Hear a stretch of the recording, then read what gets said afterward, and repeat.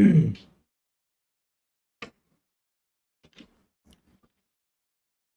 guys, welcome back. Let me know if I'm audible and visible.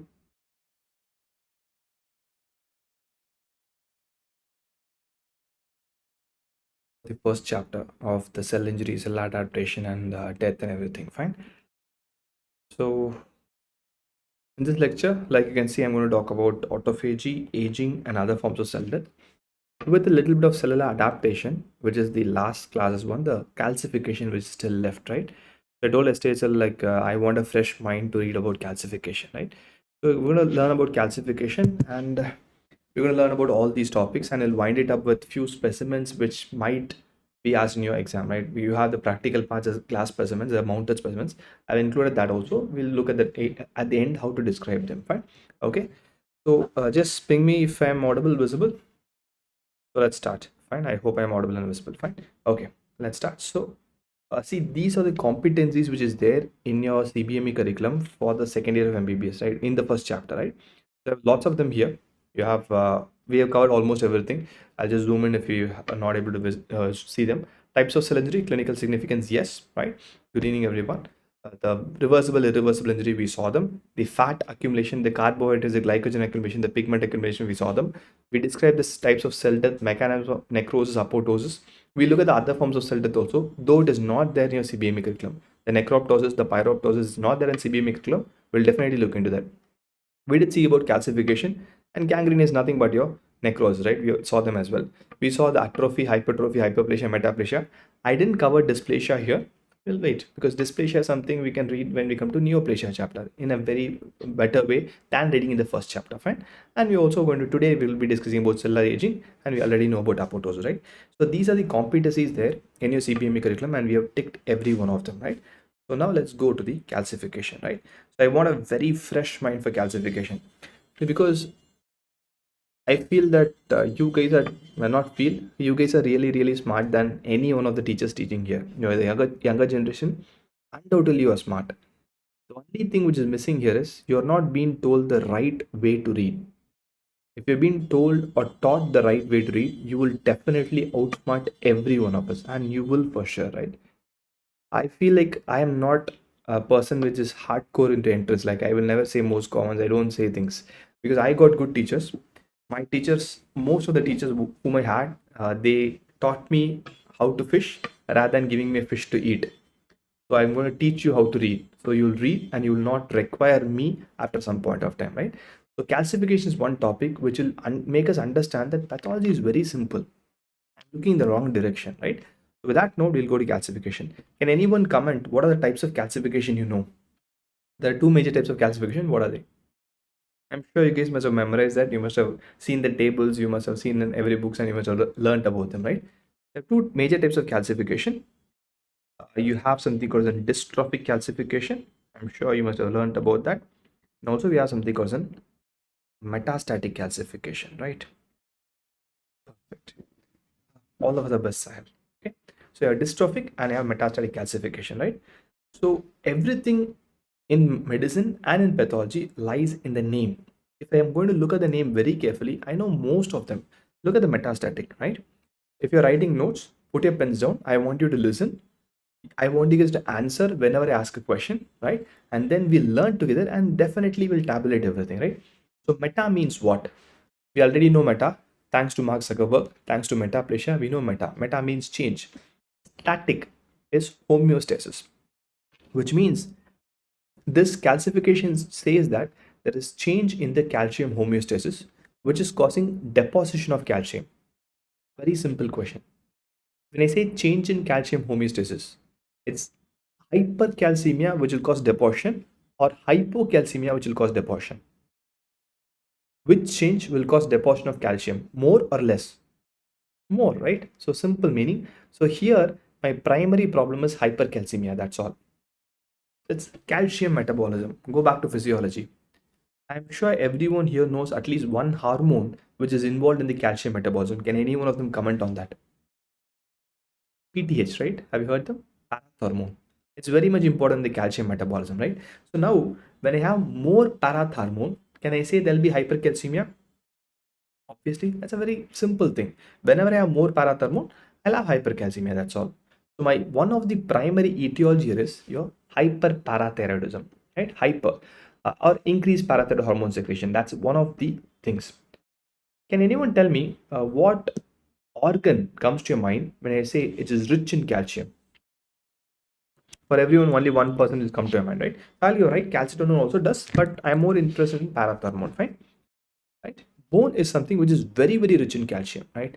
So can I say any disease which resorbs bone or which just removes bone can cause more calcium in the serum?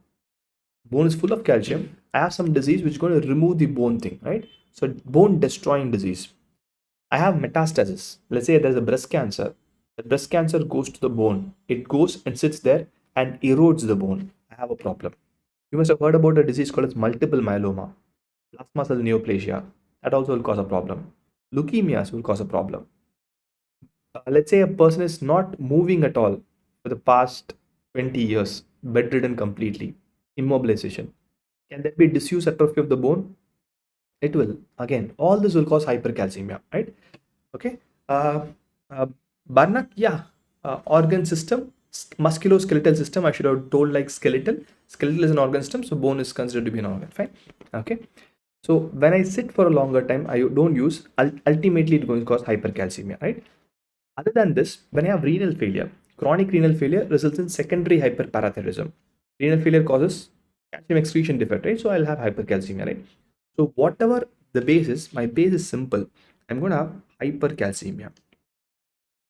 So when I know hypercalcemia is a primary problem, I can definitely say what are the etiologies here, right? We know all the etiologies. Increased parathermone, hyperparathyroidism, anything which resorbs bone, more amount of vitamin D. Vitamin D intoxication can cause it, right? And I have immobilization. All of them will cause it, right? And there are few diseases which I'm not going to talk here. We'll talk when you come to other subjects, fine? So my primary problem here is hypercalcemia. Let's assume you need not draw this. I will tell when to write, right? Let's assume I'm having a blood vessel. I'm having more calcium. Calcium is a mineral, right? Let's say that calcium is like this, like dots. It's lots of calcium in the circulation, right? Tell me, when do you think calcification will happen? If it is in the circulation or if it deposits on the blood vessel? If it's continuously circulating, or let's say it's going to deposit down to the blood vessel and go to the tissues, when do you think it'll have calcification? When it deposits, right? Now, again, a very simple logic. If I'm going to have the blood flow going again and again and again in the blood vessel, it's not getting deposited, I have no problem, right? In other words, where do you think deposition will happen? In a fast flowing blood vessel like aorta, or when I have a blood vessel like a capillary, very sluggish flow, very turbulent flow, where do you think deposit is more? By logic, capillaries, that's all, right? Simple thing, it's just going to be capillaries. So tell me now, whatever comes to your mind, capillary rich organs in my body, any tissue, any organ which will have more capillaries in the body. Obviously, one person will come to your mind is kidney. Obviously, kidney is one of the important organs. Glomerular is full of capillaries. Not just kidney, lungs. I want here to emphasize lungs more because lungs is the most common site. I'll tell you why when we go to it, fine? Lungs has more capillaries, more chance of calcification. Kidney has more capillaries, calcification, renal stones. GIT. The concern in GIT is, I'm sure you must have read in your physiology, your stomach has a pH of 1 to 2. Duodenum has a pH of 7 to 8. So there's a very rapid change in pH. Whenever there's a rapid change in pH, the calcium in the stomach layers will become bicarbonate. It can form a salt. Can I say when it forms a salt, it will precipitate and deposit? So GI calcification is also known, right? So GIT can have calcification. Like you guys said, kidney I can have, lungs I can have. Not just that, calcium is an important neurotransmitter. Again, physiology. It will cause problems in psychological thing. Definitely there'll be psychiatric disturbances because calcium is a very efficient neurotransmitter, right? So all of this will be seen in metastatic calcification, which means I just need to know the name. This is what extrapolation means. This is what concept means. Concept is not memorizing something. See, when you read like this and when you want to revise metastatic, learn the name. Its revision is done. Metastatic, it's an algorithm. More calcium means parathormone, bone, have vitamin D intoxication, immobilization. More calcium means it's going to get deposition, sluggish flow, lung, kidney are the organs. Second, GAT because of the salt formation. Only one thing which is left, how do I find them in microscopy? That also you guys are going to say. When we started the intracellular accumulations, right? I told it's clear, pink, blue, and pigments. What color will be calcium in microscopy? You guys know that. What's the color of calcium? Calcium is perfect. Calcium is blue in color, right? Again, I'm going to ask you only. Like, we are in the fourth class and you guys are going to answer. I'm not going to dictate anything. You guys are going to understand. You will write it down. There's one more thing which is blue in color in microscopy, which is nucleus, right? Perfect. If nucleus is blue in microscopy, calcium is also blue in microscopy. I will not be able to differentiate. So what do I need? I need special stain. Perfect. I need a special stain to identify them. That's my algorithm, right? I know I need a special stain. So once I need a special stain, I'll talk about the special stain. There's a stain called as Von-Cosa. That's one of the best stain available for us. That's what I'm going to use to identify calcium, right? Perfect.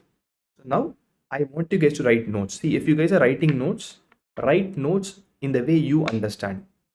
The reason why I hate PDFs, right? We'll give you PDF, but still I hate PDF is this is my way of understanding. This is my love letter to pathology. You can't read my love letter, right? Create your own love. You will love the subject. You write in your own words. You write it down. It's difficult, I understand. But once you write it down in your own words, you will not forget. If you forget, come and ask me. I'm sure you will not forget if you write. Understand? Put into your broadcast area, let it flow, and then write it, right? Now, you guys are going to write. I'm going to write in my way, and you guys are going to write in your way, right? We're going to talk about simple metastatic calcification. Meta is abnormal, change, right? Meta is change. So, which means this is about change in the calcium homeostasis. The homeostasis of calcium is going to get altered. You guys only said that there's two changes. One is hyper, one is hypo. And which is going to cause calcium deposition? Obviously, it's going to be hypercalcemia. Now, hypercalcemia, that will cause calcium deposition. This is my base. So my first question is sorted. What will happen to the serum levels of calcium? That's an MCQ which came. And people were memorizing. Serum levels will be elevated. Metastatic change in homeostasis, hypercalcemia, right? So serum levels of calcium will definitely be more. That's my concern. That's a primary problem here. So next comes my etiology. I need to know etiology, right? Because we need to know etiology, pathogenesis, and the way how the symptoms progress, right? So etiology also is simple for me. It's one. The first guy is hyperparathyroidism. I'm just writing PTH, right? Lazy person like all of us. So more PTH, more calcium for sure. Second, bone is one of the important thing. Whenever any disease is going to resorb bone, whenever the bone resorption is more and more resorption is there, automatically it will cause hypercalcemia. Just few examples, what Robbins must have also told you is metastasis. When I'm having a breast cancer coming to a bone, it will definitely go and destroy them, right? So metastasis to the bone, you have few disease called as Paget's disease. You will read them when you go to orthopedics in detail and also in orthopathology and multiple places, right? Third, a prolonged immobilization. See, immobilization is also linked to my bone resorption only. More and more years together we stay. Everything, my muscle will go off, tendons will go off, everything will go off. Bone also will start to resorb more, right? And one more thing, I have your vitamin D intoxication. More vitamin D, obviously it will activate and disrupt everything in the PTH cycle because it's the feedback mechanism. More PTH again is going to cause hyperparathyroidism and I'm going to have your calcium thing, right? And chronic renal failure. Chronic renal failure is also one of the causes of hyperparathyroidism. It will cause secondary hyperparathyroidism, same thing. So I know the etiology, right? Perfect. I know etiology. I know the base, it's hypercalcemia. More calcium minerals in my blood circulation. So which are the organs it will be affected, right? So next thing is organs which will be affected by calcium metabolism or hypercalcemia. It's the blood vessels. So the first guy for us is a capillary rich thing, lungs. Generally, I don't write most common, but I want you to remember this. Put a star here. I will tell you for sure you will forget this. I'll tell you why. At the exam hall or in a viva, anywhere you sit, you won't remember, your memory will not help you. Logic helps you. When you go to final year of MBBS, hypercalcemia, the first symptom will be renal calculi. So by default, you'll say, okay, kidney stones is more common because you're seeing kidney stones. That's logic. But in kidney, maximum capillaries are in your glomerulus, cortex.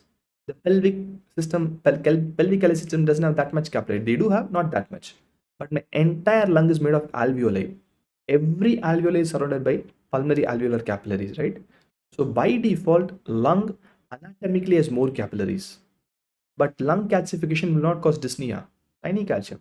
But kidney calcification will cause symptoms. So their logic gets a hit, right? So kidney calcification, renal calcification is also seen. The renal stones are also seen, right? But lung is more common, that's all. Right? By default, you will write renal stones, but please here alone memorize them. It's lung, fine.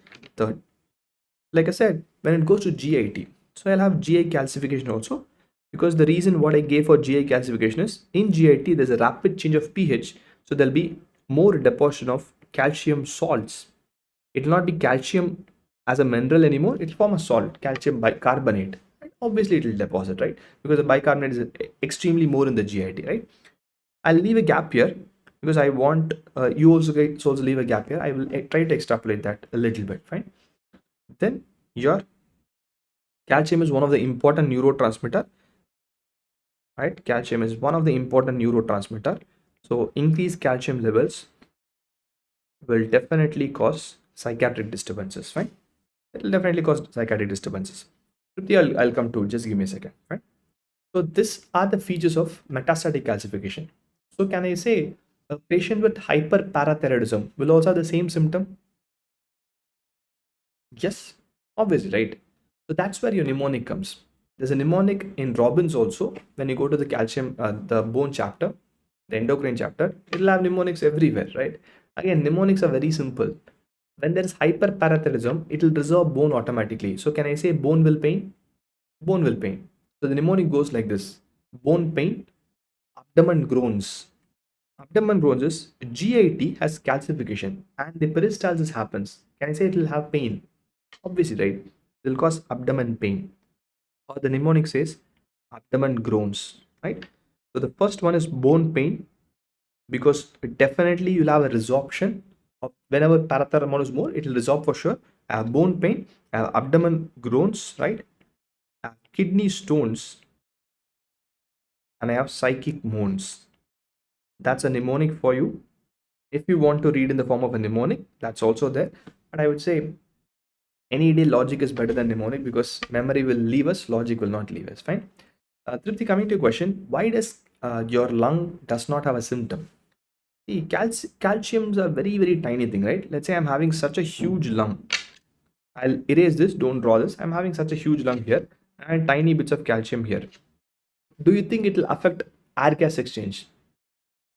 Do you think it'll cause dyspnea? It won't, right? They're very tiny specks. Lung is huge and I have bilateral lung. On the other hand, when you have kidney, it's a very tiny calculi, which while movement of the kidney, it gets affected, right? So it will be symptomatic, but lung, it will not cause pain. It is not going to do anything because it's a very huge organ, right? And there's no movement in the lung, unlike the kidney, which keeps on moving, fine? That's why lung calcification is not symptomatic, but rest of them are definitely symptomatic, fine? Okay. So this is about the calcium, where organs I'll see. I know the patient's symptoms, I know the etiology, we know the pathogenesis. Only one left for me, diagnosis. You guys only said that. In H&E, the calcium will be seen in blue in color or basophilic. But nucleus is also blue. I need a stain. And you guys only said you need a stain. My only goal here is to give the information. What stain you're going to use? There are two stains for us. One cosa. That's one stain. The second stain is alizarin red. Sahil, I'll come to you. I'll come to you for sure. Okay? One cosa and alizarin red. See, this stain of alizarin red has a very good stain, but very expensive. One cosa is a cheaper stain, more sensitive. If a question comes, a question will not come like that. I'll tell you why. If a question comes, which is the best stain to demonstrate calcium, this is undoubtedly the best stain because they are very, very specific. They can take care of everything. One cosa is the most commonly done stain. The reason why I'm very confident alizarin red will not come is none of the pathology lab from Kashmir to Kanyakumari in our country has alizarin red. It's not available because to do one slide, it takes 50 to 60 rupees. One cosa takes 30 paise. Which will India do? Obviously one cosa. One cosa is most commonly done. One cause is sensitive. I'm not saying it's a bad stain, but it's obviously the best. It's expensive, so because of the economy, you have to understand economy also when you have to practice medicine. This gets ruled out. But if you answer in a viva one cosa, you will rub the ego of the examiner. They might ask, do you know any other stain? Answer this and get a honors and come out. Rub more ego of the examiner so that they'll get more agitated, right? Okay, that's about this. Sahil, why it's not going to cause compromise in breathing is it's calcium. They're, they're like sand. I'm having a lung of 10-15 centimeter. Sand in 10-15 centimeter alveoli is not going to cause a problem for me, right? Okay, it's not going to cause a problem. That's why your lung will not have a symptom unless like significant, like 40-50% of the lung is destroyed. Breathing difficulty will not come. That's why even in your COVID, moderate COVID, no problem. Only when severe COVID comes, you'll have the hypoxia, right? So lung is very, it can accommodate a lot, but this calcium is not going to cause anything, right? So that's about your metastatic calcification. Let's go to the second guy. What's the other calcification's name? Everything is in the name, right? Dystrophic calcification.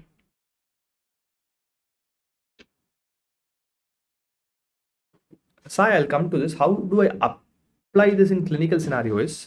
When we go to dystrophic calcification, I'll definitely explain that to you, right? Because when I have a hyperparathyroidism case, there are few tumors called as brown tumors, which is nothing but bone resorption. That comes to me in microscopy. So I know that. When I have, can I say that every tissue, when it's destroyed, when it's necrosed, I'll have calcium, right? That's the most common ion in irreversible cell injury. Right? So whenever I have necrosis, it's an intracellular accumulation. And evidence of necrosis is calcium, right? On a long term, right? Okay. Let's come to dystrophic. What do you guys know about this? What does this mean? This. You guys know that. You must have heard about dysphagia, dyspnea. You must have. Dysphagia, difficulty in swallowing. Dyspnea, difficulty in breathing, or abnormal breathing, abnormal swallowing. Dystrophic means an abnormal tissue. Trophy is for the size of the tissue, right? So dystrophic means it means an abnormal tissue. It's there in the name. Everything is there in the name, right? Okay, it's an abnormal tissue. So it can be either degenerated tissue or a dead tissue. Both of them are abnormal for me. When I become like 90 years old, I'll definitely have a problem, right? So I can be either degenerated or it could be a dead parenchymal tissue. Both of them are abnormal for me. It's either degenerated or dead. First we'll take degenerated, next we'll go to the dead, right? So degenerated is aging is also degeneration. It's a senile degeneration, right? Okay, it's old age degeneration. So when I take degeneration, I have multiple organ system in my body, right? Tell me what comes to your mind first, which works every single second of my life. Every single second, that organ keeps on moving. Which organ is that? Heart, cardiac tissue, right? Every second it pumps, every minute it pumps. So can I say, over the period of time, it's keep on beating from the time I'm born, like 70, 80 years, it will keep on beating.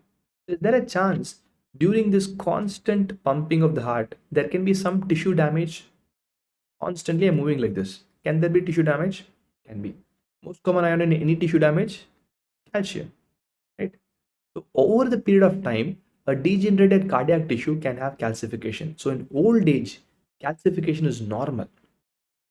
The same calcification happens in, let's say, 20, 30-year-old, abnormal for sure, right? A degenerating cardiac tissue, perfect.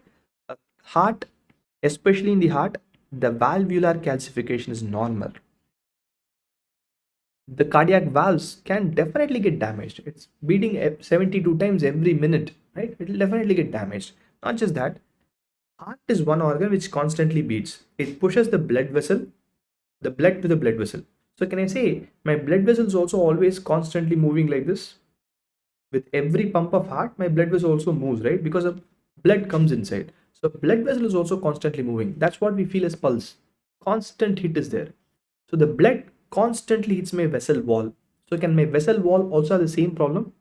Can have, right? So it's not just the heart, it's also the vessels. In vessels, I have a calcification.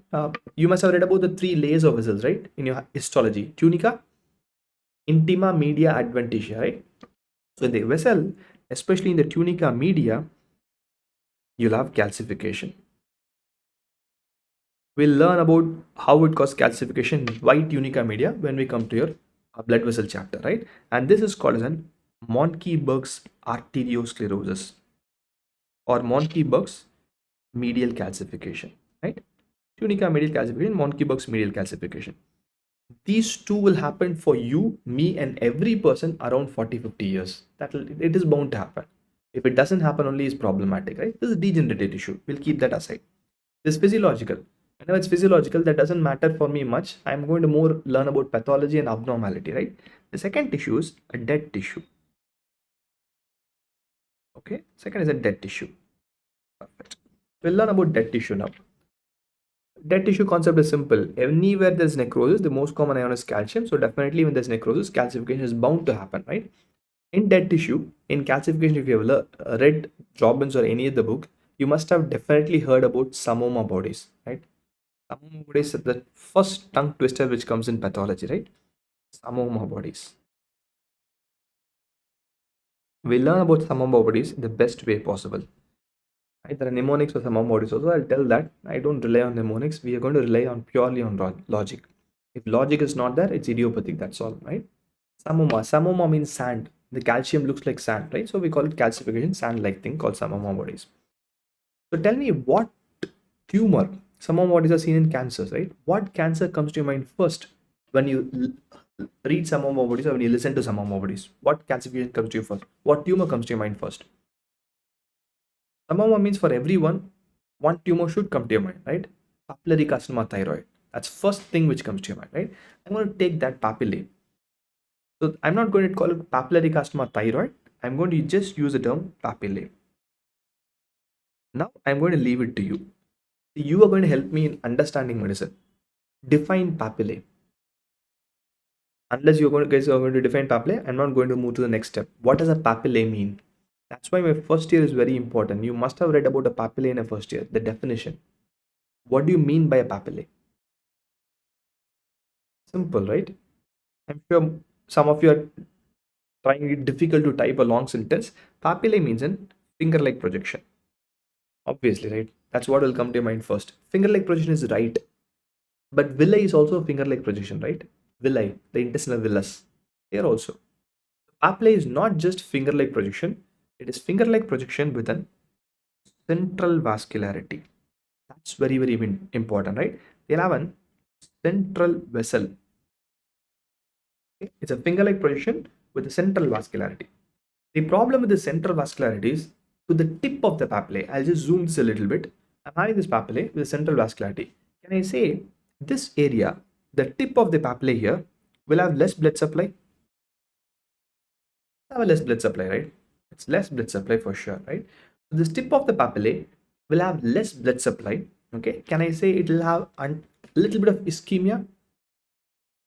Most common cause of necrosis or injury is ischemia. So is there a possibility in this tip of papillae I can have necrosis?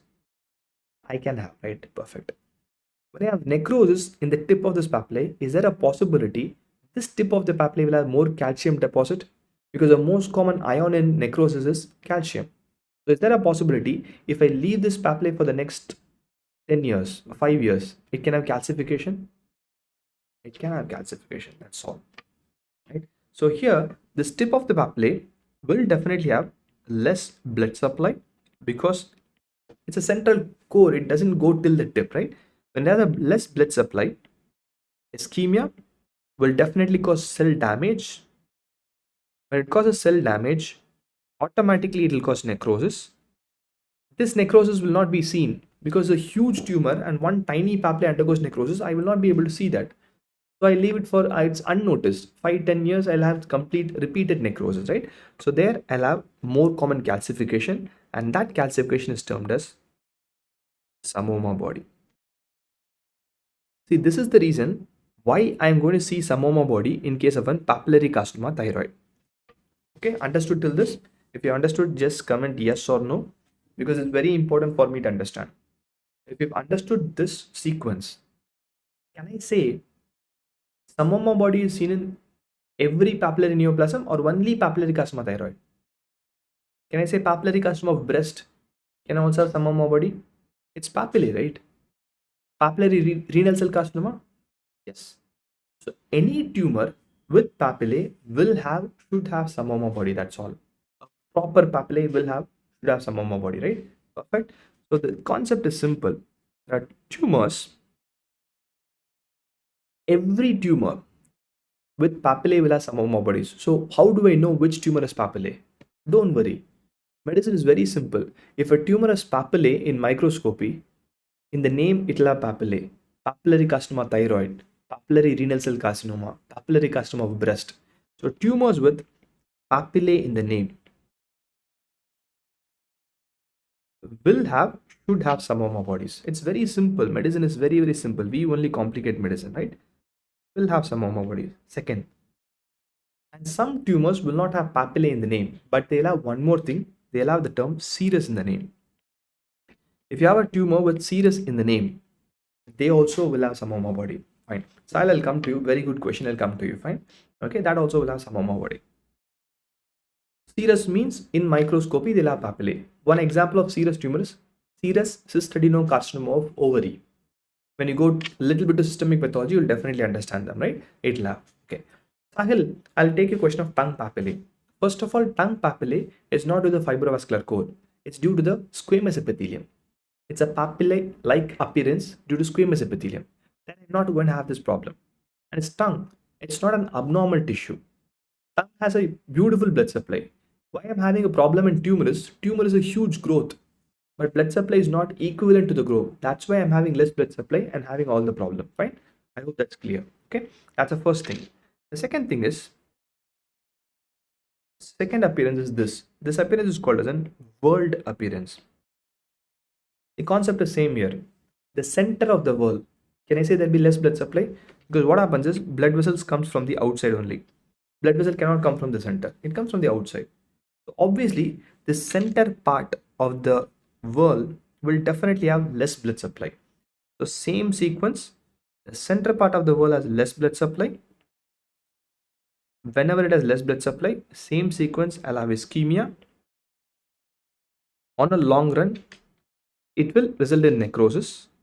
And the most common ion in necrosis is still the calcium, and that causes your calcification, some of my body. Same thing. The next question is, which tumors will have the world appearance, right? So just two additions, just remember them. Meningioma will have the world. Leiomyoma will have the world. Okay? So these are the world appearance. Meningiomas, leiomyomas will have world appearance in microscopy, and tumors with papillae, tumors with serous in the name will have some warmer body. I'll tell you why I don't like the mnemonic. So the mnemonic says that PSM squared is the mnemonic. You will read them.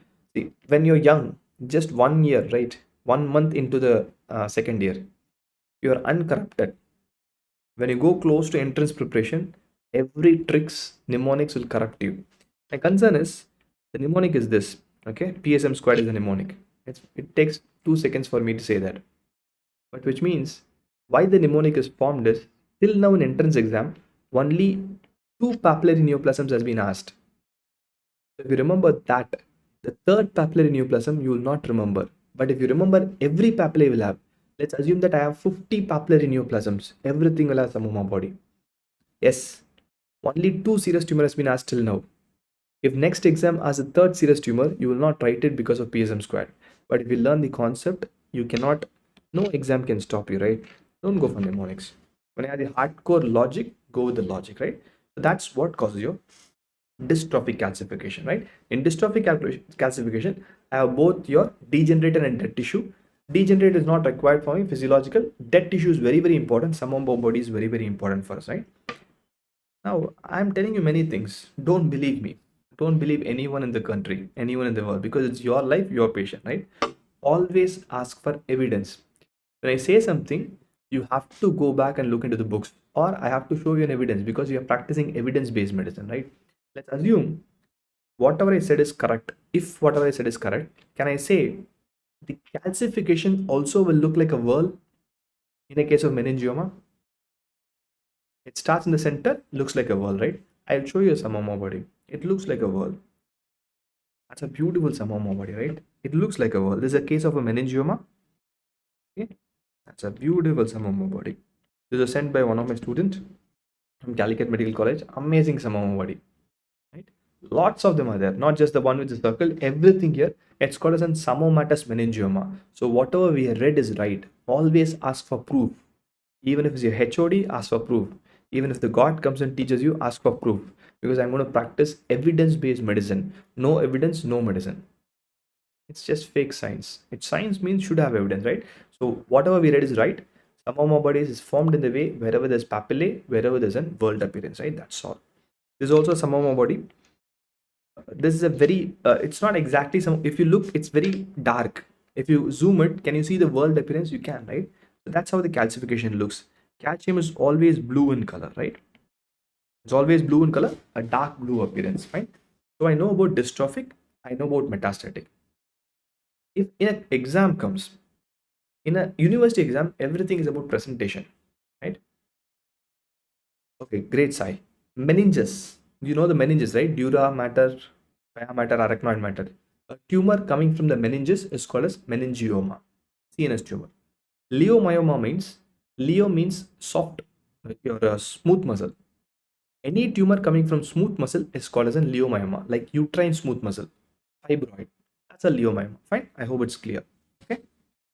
So exams about presentation. You write a little bit, then put a table. The examiner looks only at the table. Tick, you get marks, right? The table is here. We know how to create a table, right?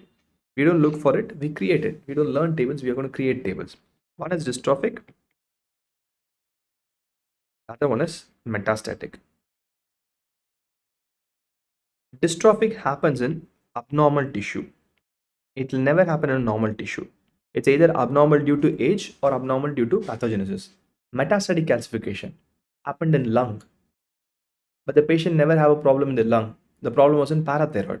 It happens in normal tissue. Second question for me is, what will happen to serum calcium levels? Okay, you guys are going to answer. The easiest one I'll write. Serum calcium levels in metastatic will be elevated. Metastatic. It will definitely be elevated serum calcium levels. What do you think will happen to serum calcium levels in dystrophic? Normal or elevated? Think carefully and answer. I want you guys to answer. It's fine if it's wrong, it's wrong. That's all. No issues.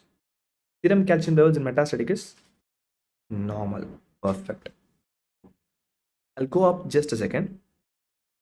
Here, the problem is in the local calcium in the tip of the papillae or the serum calcium. The local calcium, right? In the tip of the papillae, there's more calcium causing samoma.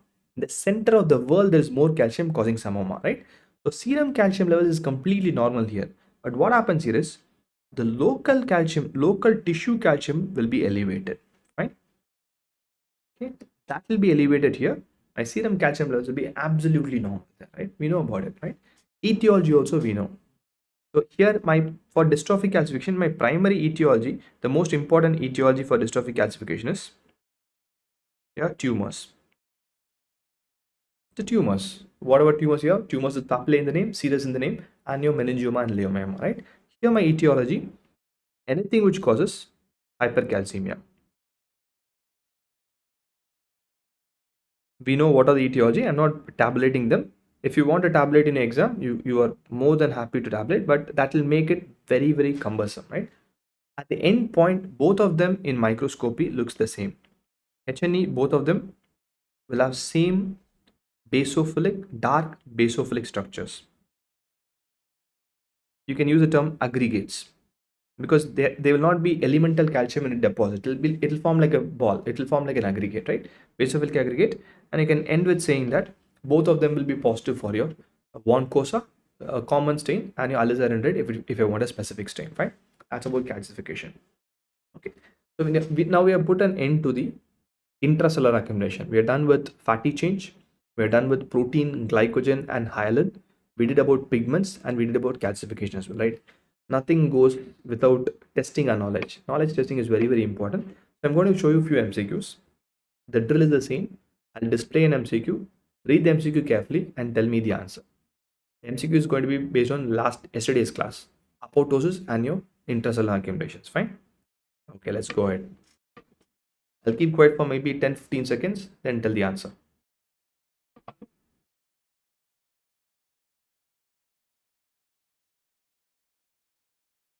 Got time is up.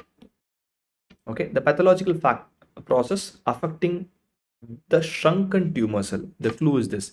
Actually, it's a very big question. I've just taken a gist of the question. Is most likely triggered due to which of the following substances in the cytoplasm? Right? It's very simple. Sure, sir. I'll do it. Just a second. Right? Here, shrunken tumor cell means I'm talking about necrosis or apoptosis. Shrunken, which means I'm talking about apoptosis. Now tell me what is the answer.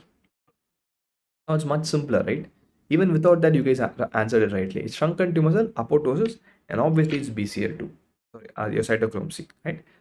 Great, none of them wrote BCL2. I'll tell you what will happen when you go to the final year, right? You will lose patience. You will read shrunken tumor cell. Your mind will automatically say it's apoptosis. You will not read this part into cytosol, and you will say that okay, BCL2 is involved in apoptosis. It's not. BCL2 is in the mitochondria, not in the cytosol.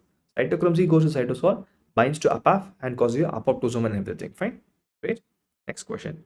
I want the same enthusiasm. Read the question. It's 4 lines. That's all. You'll know the answer faster. I'll mute myself for 10-15 seconds.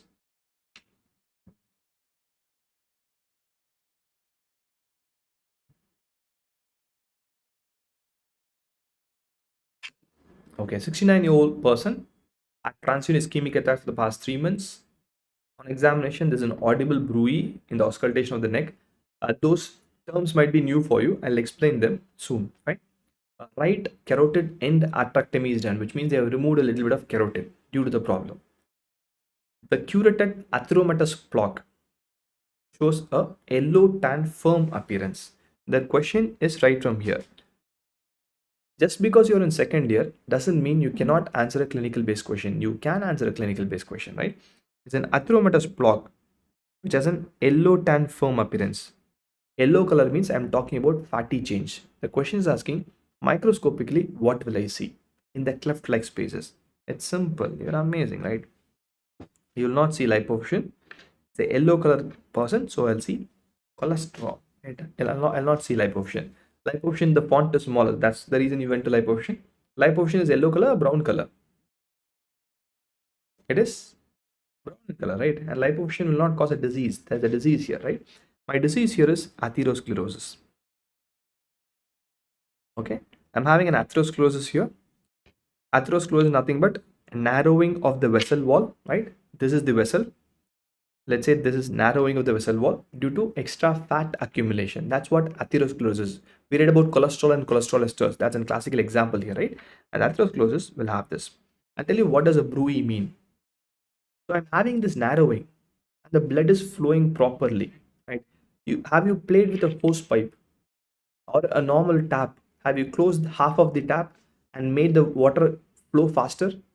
Can I say the same thing will happen here? Yes. Normal vessel, I'm closing half of it. So the speed and turbulence will be there. When you close half of the water tap, will it have some sound? Some sound? That's called as bruit. The bruit is the altered sound due to the narrowing of the vessel. You'll read them when you come to medicine, but that's why I have the bruit. T is silent, so it's bruit. Fine. Okay. So that's a clinical finding, which will definitely be more well versed than me when you come to your final year. Fine. Okay. So you definitely can answer even a scenario based question, even though you don't know anything about it. Look for the keywords. For me, Athiroma, yellow tan is more than enough for me to answer this question, right? Just one more. Go ahead. I'm sure you will answer this in a jiffy. I'll mute myself for some time.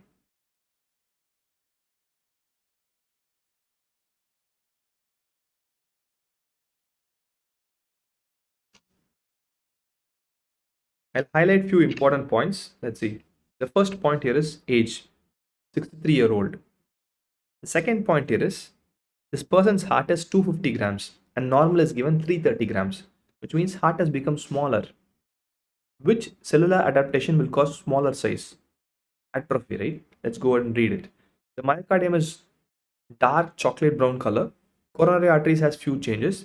There's excessive amount of some substance seen in the myocardial fibers. And you also have an image there. Image is not important for me, but let's see. This is my myocardial fiber, right? So this myocardial fiber, you're having this blue beautiful nucleus and you're having this pigment, right? That's a brown color paranuclear pigment, and you guys are amazingly answering them. Lipofuscin. Here it's lipofuscin. Here the above one was a pathogenic thing. Here the person died due to some other reason, and I'm having an atrophied heart. An atrophied heart will have pigments which is called as lipofuscin, right? So it's a classical lipofuscin pigment, and you can see the brown color paranuclear location as well, right? Perfect. You were able to recollect yesterday's class, which means your immediate memory is good. Yes, your immediate memory is definitely good, right? So most of the time, you must have cursed yourself in during your university exams in first year. My memory is so poor, I'm forgetting things. How many of you feel that you're forgetting things? Put up your hands. Say yes, me, or whatever it is. How many of you feel that you keep on forgetting things? I read it, but I forget it. I read it, but I forget it. Quite a few of us will feel that, right? I read it and I forget it. Need not comment here, but tell me, what are the phases of mitosis you know? Prophase, metaphase, anaphase, telophase, diakinesis, and many, many things. You remember them, which you read in your school days, right? You read something in school days, but still you are able to remember them. So I have proven here, yesterday's class, we read about atrophy and dystrophy and your intracellular accumulation. I'm sure half of you must have never read the book back or notes back, but still you are able to write the answer, which means your immediate memory is good. But I've also proven that you can remember mitosis phases, which you read in 11th standard or even before that, which means your long-term memory is also good. So what is lacking here? In school, can I say you read it at least 3-4 times? Revision is very important. Reading is important. Read, understand, revise. Your memory is impeccable. Unless and until you don't have your Alzheimer's, your memory is amazing, and I'm sure none of you will have Alzheimer's. Your memory is definitely amazing. Trust, trust in you, trust in the process. You will definitely come out victorious. Manmat Swain. Why not iron or copper? Very good question. If it's iron or copper, it's hemochromatosis or Wilson's. Will have symptoms. Hemochromatosis or Wilson's will never be asymptomatic till 63 years of age. Here I don't have any symptoms. Just a heart autopsy. Person dies, that's all. Right? Liver failure will be there in both hemochromatosis and Wilson's, so that's why it's not hemochromatosis or Wilson's. Second point, both hemochromatosis and Wilson's, iron and copper, will have a diffuse accumulation, not like paranuclear like this, right? That's why it's not paranuclear as well. Fine, great. Okay. With that note, and your memory is good. So tell me what I'm displaying here. This also we saw in the yesterday's class. I'm just taking a screenshot of it. Fine. Sure, Barnak, I'll tell you. We'll finish this and I'll tell you. Fine. Where did we read this? What screenshot is this? This was your apoptosis, right? The extrinsic pathway of the initiator phase of apoptosis, right? And if you remember that, I told that apoptosis, the extrinsic pathway especially, is by viruses. Virus trigger the extrinsic pathway, right? We'll take the same COVID. Can I say, if my body is going to eliminate COVID by this way, will COVID mutate and escape? Am I saying right in saying that COVID is known for mutation, right? Okay. So I would say just go back to the previous class and come back to this. You will definitely understand that, right? So COVID definitely undergoes lots of mutation, and every virus in the world will undergo mutation. You will learn them when you come to virology and microbiology. Amta will definitely talk about that. So viruses will undergo mutation to escape cell death. My body is not inferior. My body will produce a new type of cell death to kill the viruses which escape. And so what happens is, I'm just giving you a scenario why the new cell death came. So we studied this type of cell death in cytomegalovirus. Okay. CMV cytomegalovirus. Prakar not intrinsic pathway. I'll come to this soon. The cytomegalovirus, what it does is, it produced an enzyme called as flippase. Flippase is the enzyme produced by the virus, cytomegalovirus. This flippase blocked FADD's function. They didn't let FADD function. They didn't let caspase to activate. So can I say the cytomegalovirus has effectively destroyed apoptosis, so that if it destroys apoptosis, they can live in the cell and they can live happily inside the cell and they can divide happily inside the cell, right? That's how cytomegalovirus destroyed it. My body has to find a way. It found a way, and that's called as necroptosis. It's a new form of cell death, that's all, right? I'll tell you exactly what happens in necroptosis. It starts with this, your extrinsic pathway of cellular activation. We had two guys, right? FAS binding with my FAS ligand with the T cells and the virus infected cell. This will activate same thing like what we know, which is FADD. But unfortunately, this FADD will not be allowed to function properly because of the virus or multiple other etiologies. We look at other etiologies also. When this happened, my FADD cannot go and activate caspase. It's blocked. So what it does is this FADD activates or binds to one more molecule called as RIP complex. See, whenever a road is blocked, one more road will open for sure. The FADD binds with RIP complex. This activates a kinase called as MLKL. In other words, it phosphorylates them. Okay, it's phosphorylates this. So when MLKL is phosphorylated, what MLKL does after phosphorylation is they form like a multimer. Initially, it will be single separately. Once phosphorylation, they form like a multimer. They attach with multiple MLKL. This multiple MLKL, let's say this was a cell. So all these multiple MLKL here from inside the cell will put pores in the cell membrane, right? This will cause pores in cell membrane. When it causes pores in cell membrane, will the cell membrane rupture? It will rupture. When the cell membrane rupture, will the intracellular contents come outside? It will come outside. Will it look like necrosis? It will look like necrosis, right? So here, I'm just going up a little bit. It started with FAS, which is apoptosis, but it's ending in necrosis. There's a combination. This is the pathogenesis of necroptosis. It's necrosis and apoptosis, right? It's a very simple thing. My body has to have a need because virus stopped them. My body created a type of cell death which will definitely tackle virus. At the end of the day, I should kill the organism. That's all. Once a cell is dead, virus is also dead, right? So this is how necroptosis mechanism is. It's a very simple mechanism. In Roberts, there'll be a beautiful image of necroptosis. Look at the image. That's what the mechanism is. I have few words for necroptosis. So can I say this necroptosis is controlled by genes? FAS is controlled by genes. RIP complex is a protein controlled by genes. MLKL is a protein controlled by genes, right? So if I have something under genetic control, can I call it programmed? That's what we did for apoptosis, right? Programmed. This is also programmed, right? So one more name for necroptosis, we also call them as programmed necrosis.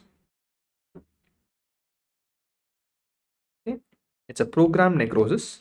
That's the other name for necroptosis. It started with apoptosis, ended as necrosis, right? So where do I see this necroptosis? One is the CMV, which we know. That's where I started to learn. And most of the viral infection, I'll have necroptosis only, right? I'll prove it very simply.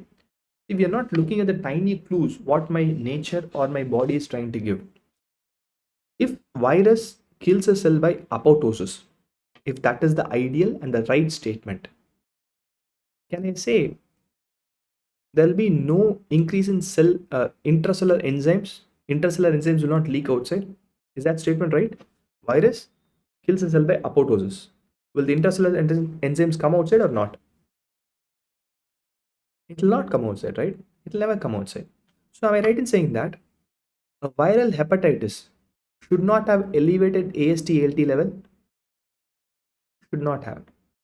But wherever you see hepatitis, viral hepatitis, there will be elevation of AST/ALT level, which means every virus destroys a cell by apoptosis and necroptosis.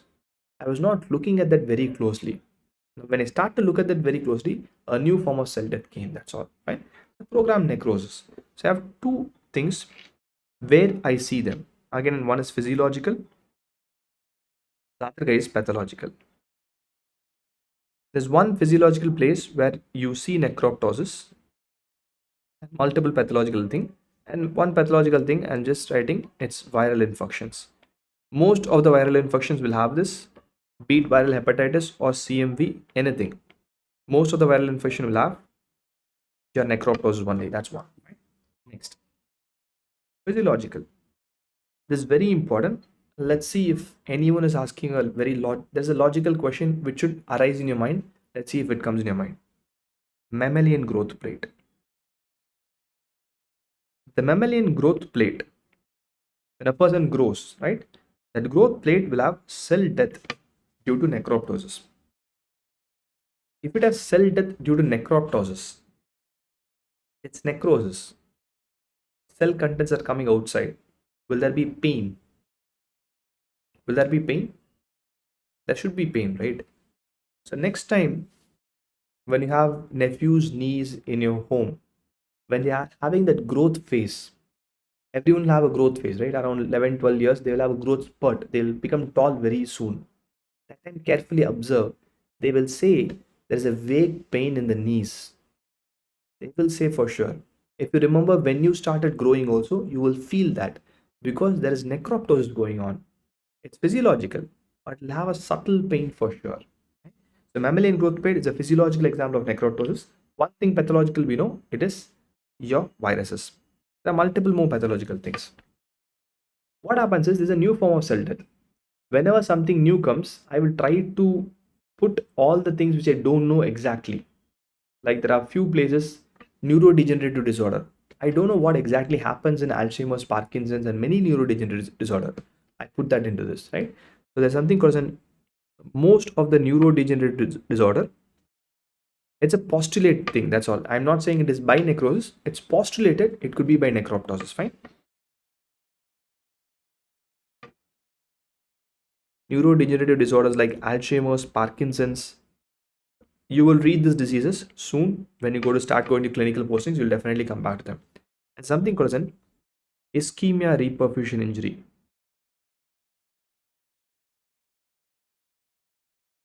Ischemia reperfusion injury is also by necroptosis. Again, you will read about ischemia reperfusion injury when we come to heart cardiac chapter. We'll learn about them. That's also by necroptosis. Steatohepatitis, which is seen in alcohol and many other condition, right? This did also I have little bit of necroptosis involvement, right? These are the pathological places where necroptosis is involved. I learned them with viruses, but I'm trying to formulate, okay, these all places I can have them. So why should I read this? See, whenever something new comes, whenever someone is throwing a fact at you, all these are facts for me. You should ask, why should I know it? Right? I'm going up.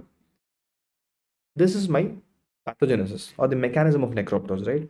Let's say if I'm able to create an MLKL inhibitor, can I say I can stop necroptosis? Is that statement right? By pharmacological therapy, I produce a drug which stops this phosphorylation. Will the necrosis stop, or will this type of cell death stop?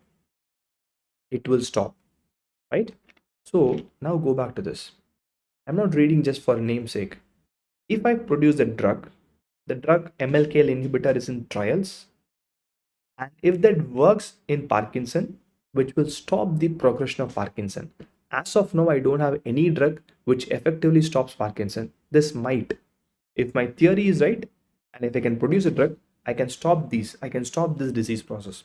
I need an application. That application is the only thing which is going to take us forward, and I want you to remember everything which is an application, right? So that's about necroptosis. Second type of cell death, again a new type of cell death is pyroptosis. I want you guys to comment what do you mean by pyro. I'm sure you guys know this. What does pyro mean? Pyro means fire, right? Pyroptosis means there's going to be a little bit of heat involvement. That's what I call it as pyroptosis. It's pyro, which means fire. There are few, where I see them is there are few microbes which are intracellular. Okay, a few intracellular microbes which goes inside the cell. Most of the bacteria are extracellular. I have viruses which are intracellular and few microbes are intracellular. So whenever any intracellular organism comes, okay, it goes into the cell. So inside the cell, it activates a few guys. One of the important guys, a molecular complex called as inflammasome. It activates a complex called as an inflammasome. Once inflammasome is activated, right, this inflammasome does only one thing. It's a some. Apoptosome. What did apoptosome do? Activated caspase. This inflammasome is also going to do the same thing. It's going to activate caspase. This inflammasome activates a caspase, caspase 1. Procaspase 1 will be converted to active caspase 1. Okay.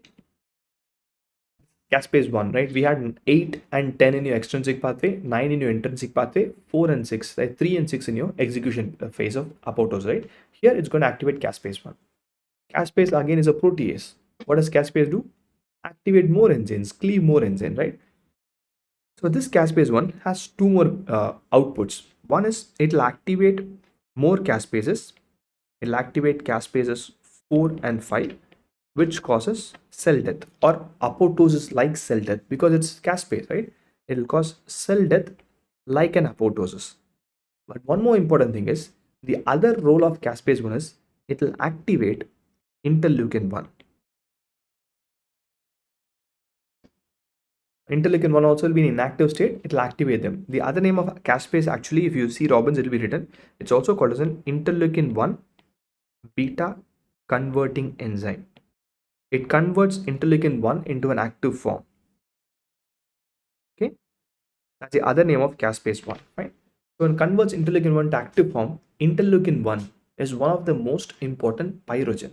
When we come to inflammation chapter, we'll read. Pyrogen means fever producing substances, right? Because of this, it results in a fever. So why it is special is generally apoptosis will not have inflammation. Here I have one of the signs of inflammation, which is fever.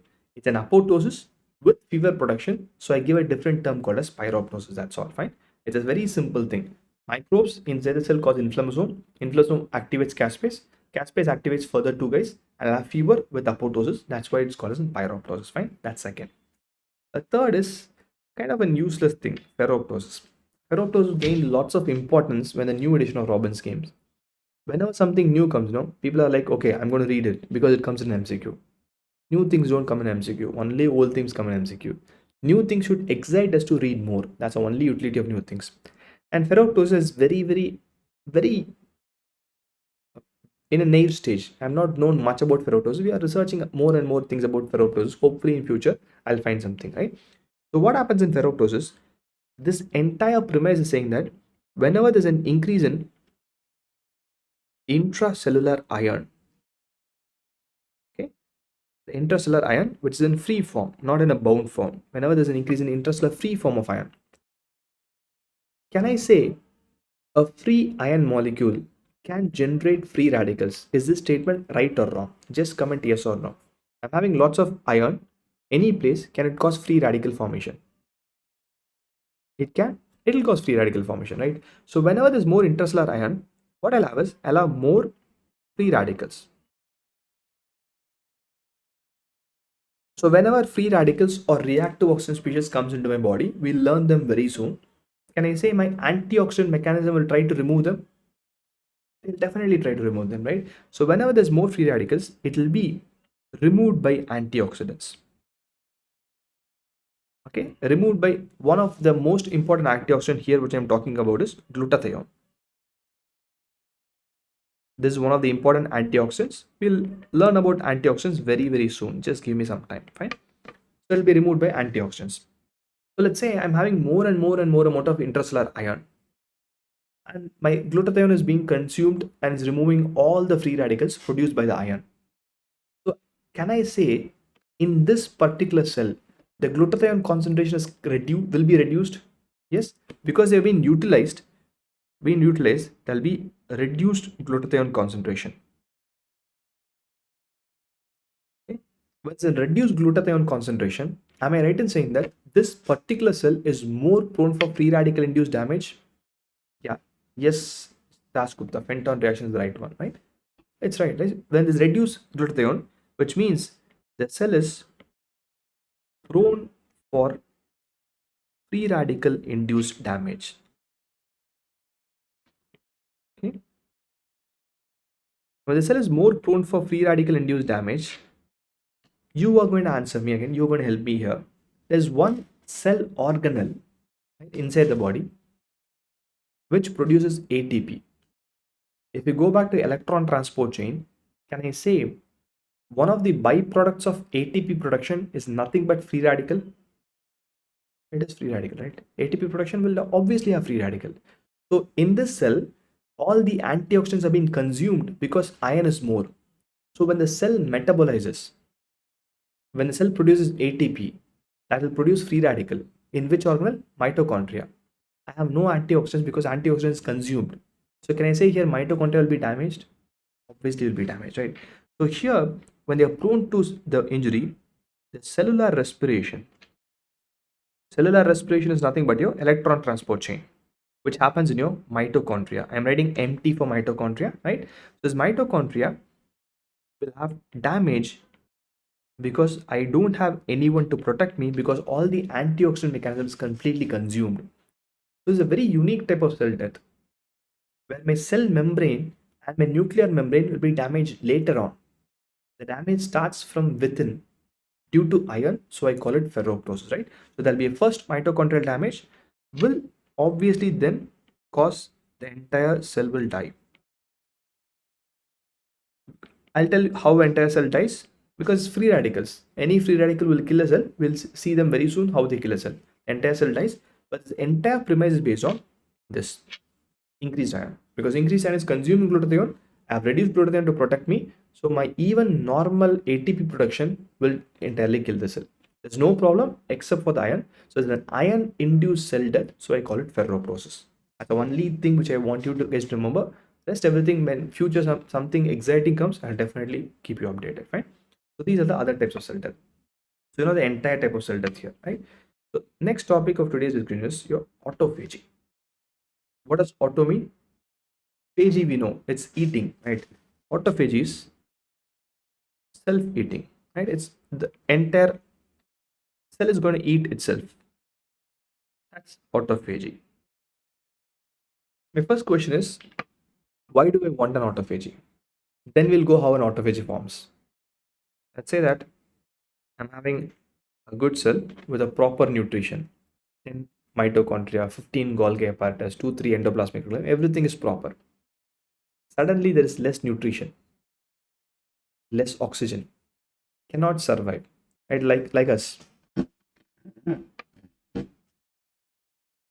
Tripti, when it's hemosiderin, it's bound with protein.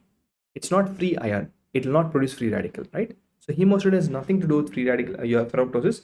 Only free iron is related to ferroptosis, right? So whenever there's reduced energy or reduced protein, right, my cell has to conserve. It goes into a dormant state where it tries to eat extra cell organelles. And let's keep quiet. Right? If your mom and dad gives you pocket money every month, at the end of the month you have less money. You will, okay, no need to eat much. We'll conserve it, right? That's what happens in apoptosis. I'm going to conserve everything because I'm having an energy depleted state, right? So during this, I have to conserve energy. One way to conserve energy is have reduced spend. So my cell eats excess organelles by itself, right? It eats excess organelles, so I can conserve. Initially, the 10 mitochondria, let me eat 5. So only 5 is there, only 5 needs energy. I can survive with less energy also. That's the reason for apoptosis, right? So autophagy, right? Okay. So now when I have autophagy here, I need to know how exactly autophagy is formed. I'm sure everyone here knows, you must have read in your first year result, lysosome is a cell organelle which is going to trigger the autophagy mechanism, right? So we need to know the exact mechanism of autophagy. The previous edition of Robbins gave 3 different types of autophagy. Now there's only one type. Okay? So whenever there's a stress, now here the stress means reduce nutrition, reduce oxygen, anything which is less nutrition for the cell is stress here. This stress will stimulate genes which are called as ATGs, autophagy in related genes, right? It's called autophagy related genes, the ATGs, right? These guys will be stimulated, right? So ATGs will be stimulated or let's say activated. So once ATGs are activated, this is going to form the phagosome. because lysosome I already have, but I need to form phagosome, right? So how they form phagosome is this ATG will produce something called an initiating complex. The phagosome is a membrane bound vesicle. Every membrane in my body is made of phospholipid bilayer, right? So this guy produces something called an initiation and nucleation complex. This came once in an MCQ. I have to start to produce a membrane inside a cell. Right? I'm having a cell like this. Let's say this is my entire cell. I'm just drawing it bigger. And I have the endoplasmic reticulum, the mitochondria, and everything here. So inside this, I have to start a membrane so that I can take all the existing to form a phagosome. So how do I start this membrane? The initiation nucleation complex most of the time comes from the endoplasmic reticulum's shed cell membrane, or the endoplasmic reticulum's membrane will be shed. So endoplasmic reticulum starts everything. When it's less nutrition, endoplasmic reticulum starts shedding.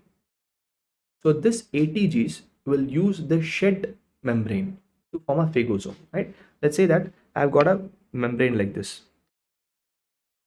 This is a phospholipid bilayer shed by the endoplasmic reticulum. Now, can I say this entire membrane should form a complete circle? Only then it will result in a phagosome. That's the ultimate goal, right? Is that right? I need a phagosome here. So the entire membrane should be closed. So can I say I will need more and more and more phospholipids? Yes. I have a cell inside which I have lots of mitochondria, lots of endoplasmic reticulum, and also my cell membrane. Can I say when there's an energy deprived state, all of these guys will shed something? It will shed something. So I need a person who can pick up these guys and attach here. I just imagine your mind is a beautiful animation studio, right? I have a big cell. All the endoplasmic reticulum is shedding few phospholipids. I'm okay. Go. I need one person to go and collect and keep it here. Keep it here. Keep it here. Keep it here, so that I form a phagosome. Now you are going to tell me who is that guy. You must have read in physiology something called as molecular motors. Does it ring a bell? There's something which moves inside the cell here and there. What are they? There's something called as a molecular motor. You know that. Have you heard about microtubule? You must have, right? So for me to form a phagosome, after initiation and the nucleation complex, I need to elongate the cell membrane. Elongation of phagosome is must.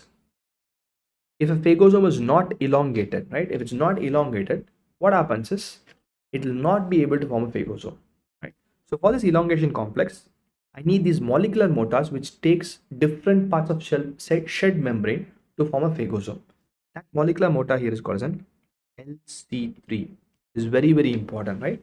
This LC3 is a marker of apoptosis. That's why it's very, very important. It's long chain 3. It's a microtubule associated protein. That's all, right? It's a microtubule protein. The function of this LC3 is this LC3 will be activated. This LC3 will make sure the entire membrane is elongated. And now this membrane will engulf my mitochondria, engulf my endoplasmic reticulum, and will fuse. So this happens, just for understanding, this happens inside a cell. So this I'm going to call it a phagosome. The phagosome fuses with my already existing lysosome. So it destroys everything. The next thing is the phagolysosome fusion. And the phagolysosome fuse, the excess organelles will be destroyed. Okay. So autophagy, for very long time, what we thought was it's a normal mechanism. I don't have any pathological application of that. If you take 8-9 years back, and when I was in MBBS, autophagy was autophagy. It never had any clinical application at all. Now, autophagy also has a clinical application. This is what happens in a energy deprived cell. This nucleation complex forms and everything will be destroyed. So what are the clinical applications of autophagy? Because that's where MCQs can come for you. Okay. I know it's a little bit going out above the head. It's fine. Stay with me. We'll finish it very soon. Fine. Okay. So the clinical applications is, let's take one of the biggest problem for me is cancer. Let's say that my cell is not given enough energy, and let's assume autophagy is not happening. Is there a possibility of a mutation or an error? It can happen. At the same time, if autophagy is happening perfectly, a starving cell, autophagy happens whenever energy comes back again. So can I say I can reduce cancer if autophagies are normal? Yes, there are both the things. It can both promote cancers as well as reduce cancers. Because whenever there's a starvation state, autophagy pitches in and makes sure the cell is not damaged. It is in a dormant stage. That's how it prevents cancer, right? How it promotes cancer, we'll learn when we come to cancer, right? Second, this came in an exam. Two infections.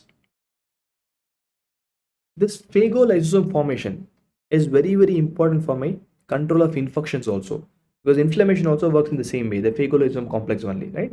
So if the phagolysosome complex is not forming properly, or if I'm having a defective autophagy, especially one, this has been asked before, so do remember them, ATG5.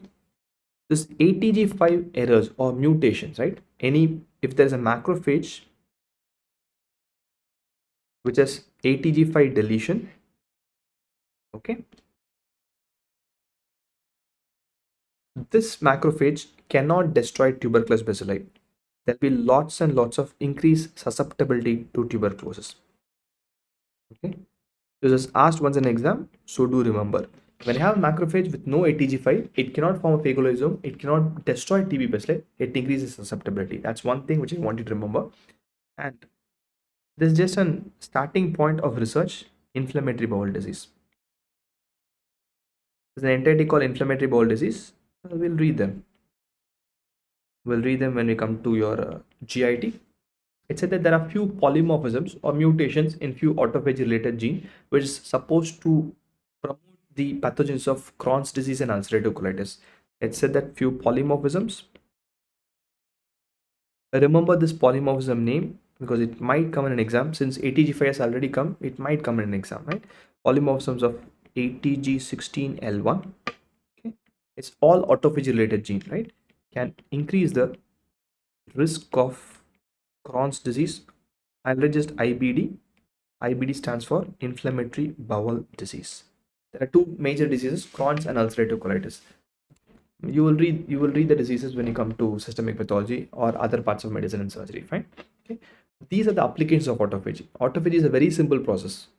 And LC3 is a marker of autophagy, which is common in exam. Light chain 3, microtubule associated protein. That's very important. Know that. And ATG5 and this ATG16L1. Know that. Fine. Okay. It's going above the head, right? I can feel that it's going above the head. Okay.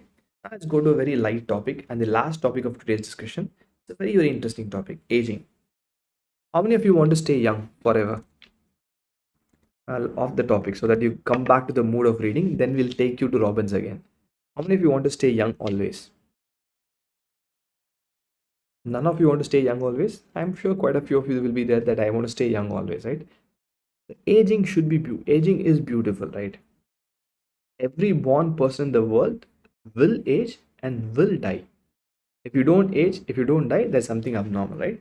Quite a few of us want to stay young always, and there are few people in our world who is invested heavily on immortality, right? Immortality. They want to be immortal.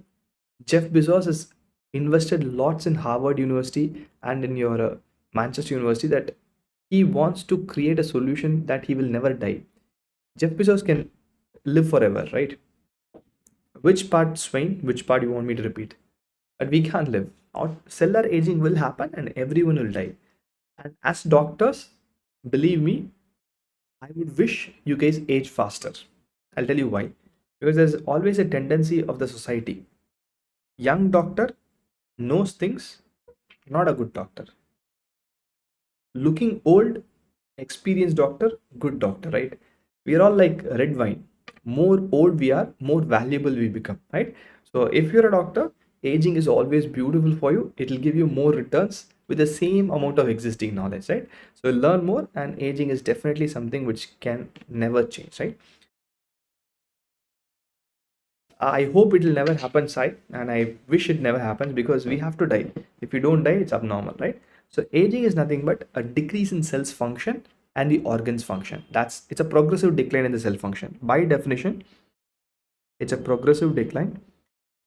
Swain, I will repeat out of AG after we finish this, right? Because there's lots of new terminology which I used. I'll definitely repeat very soon, right? It's a progressive decline in the function of the cell and the organ. Okay, due to age. That's all. It will happen. It will definitely happen. There are lots of theories of aging. There are few theories which are proven theory of aging. There are few things which are just like said. I don't have enough proof, right? There are few theories which are proven, which I want you to remember is the first and the most important thing is DNA damage. If you look in Robin, there'll be a flow chart for this, right? The first thing is a DNA damage. I'm sure you guys will accept when a DNA is mutated. Is there a possibility the cell will die, will undergo apoptosis? Intrinsic pathway of apoptosis triggered by DNA damage, right? It will definitely happen. So when cells keep on dying, obviously new cells come. There will be a point that where I cannot produce new cell, I will age. That's how the aging process happens, right? Next is something called cellular senescence. Okay, cellular senescence is also one accepted theory of aging. And cellular senescence, I'm sure you know that. I'm sure you're fresh from biochemistry. Do you remember telomere? Can I say every cell division, telomere will keep on shortening. Beyond a point, it cannot shorten and the cell will die. That's the best example for cellular senescence. It's telomere attrition, right? Third and the most important thing, protein accumulation. This also is related to your apoptosis only. When a cell becomes aged, older, the protein misfolding ubiquitin pathway will become less effective. So all the misfolded proteins accumulate. More and more proteins accumulate. Endoplasmic reticulum stress again causes cell death by apoptosis. Again, it's a way of aging, that's all. And the latest accepted theory is nutrition. Right, I'm writing in a different color because I want you guys to remember this next time when you eat a burger or a pizza. We look at our tradition. We have lots of munis, sages in our country, right? Not the modern days munis and sages. They are all frauds. The older ones which you read in mythological things, right? So most of them fast. They eat less. Most of the munis and sages look young, lived for 100 plus years. So in other words, when you eat more, you age more. So next time when you have a Coca-Cola, remember you'll have a gray hair very soon. Aging is related to nutrition. There's a very new concept, and at least for cellular aging, it's a very new concept and it's much proven concept. More you eat, more you will age. Lesser you eat, less you will age. I'm not asking you to starve. Eat what your body wants. Then definitely you will age less, right? So definitely you'll age less. So next time you bite a burger, you will become old, right? At least for that, don't eat junk foods, right? Let's come back and prove each and every one of them. The first thing is DNA damage. DNA damage, like I said, is a very proven concept, and I'm sure all of us will accept that, fine. So what causes DNA damages? My reactive oxygen species. That's where we are going to read about free radicals. Free radicals will definitely cause DNA damage, and free radicals in Robbins will be dealt in a different place. I'm dealing it here because it makes much sense here, right? We'll talk about free radicals. You, I'm sure you know that actors age a lot. They use makeup so that they look younger, right? Look at every actor without makeup, you know their original age, right? In your chemistry itself, you must have read anything with an extra electron to the outer orbit. I call it a free radical, which means they can react very spontaneously and can cause damage. That's what the free radical is. Definition of free radical is. First, what produces free radical? I have three queries here.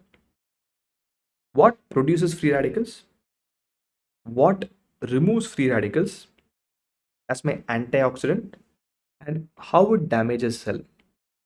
How it cause how it causes cellular damage. There are three queries, and if we can answer these three queries, that's more than enough for me to understand about free radicals, right? What all creates free radicals? First, we'll see them. Our ROS is reactive oxygen species. That's a short form of free radicals, right? ROS, how are they formed? The first thing is cellular respiration. Whenever more ATP is produced, can I say free radical will be definitely produced? Yes, right? That again proves my nutrition. More you eat, more ATP is produced, more free radical is produced, you will become obviously old, right? So the first thing is your mitochondrial electron transport chain. Well, the byproduct of electron transport chain is obviously my reactive oxygen species. For every ATP produced, I'll have reactive oxygen species for sure. Second, UV rays. When you go out in the sun, you are living in India, you cannot escape sun. Sun will cause mutation, sun will cause damage, sun will cause free radicals also, right? It causes inflammation, it causes reactive oxygen species. Just moving out of the sun, nothing. You just stay in sun, automatically your free radical production will be increased. It's just damage to the cell, right? Third, inflammation. Any inflammation, right? Any inflammation in my body will definitely increase free radical production. Let's say I'm having a streptococcal boil. It will definitely increase free radical production because I need to destroy streptococcus. But unfortunately, my body will have a bystander effect, right? Any inflammation, be it a tiny streptococci or be it COVID, we'll have free radical production. It's not always instantaneous. I had an infection, lots of free radical. It'll cause lots of damage. Suddenly, there'll be a little bit progression of aging. When the inflammation heals, everything comes back to normal, right? Few drugs, toxins can also produce. There are few drugs and toxins which can produce it. And one of the famous thing which is mentioned in Robbins is carbon tetrachloride. CCl4, carbon tetrachloride are not more important these days because carbon tetrachloride's use in reality is reduced a lot, right?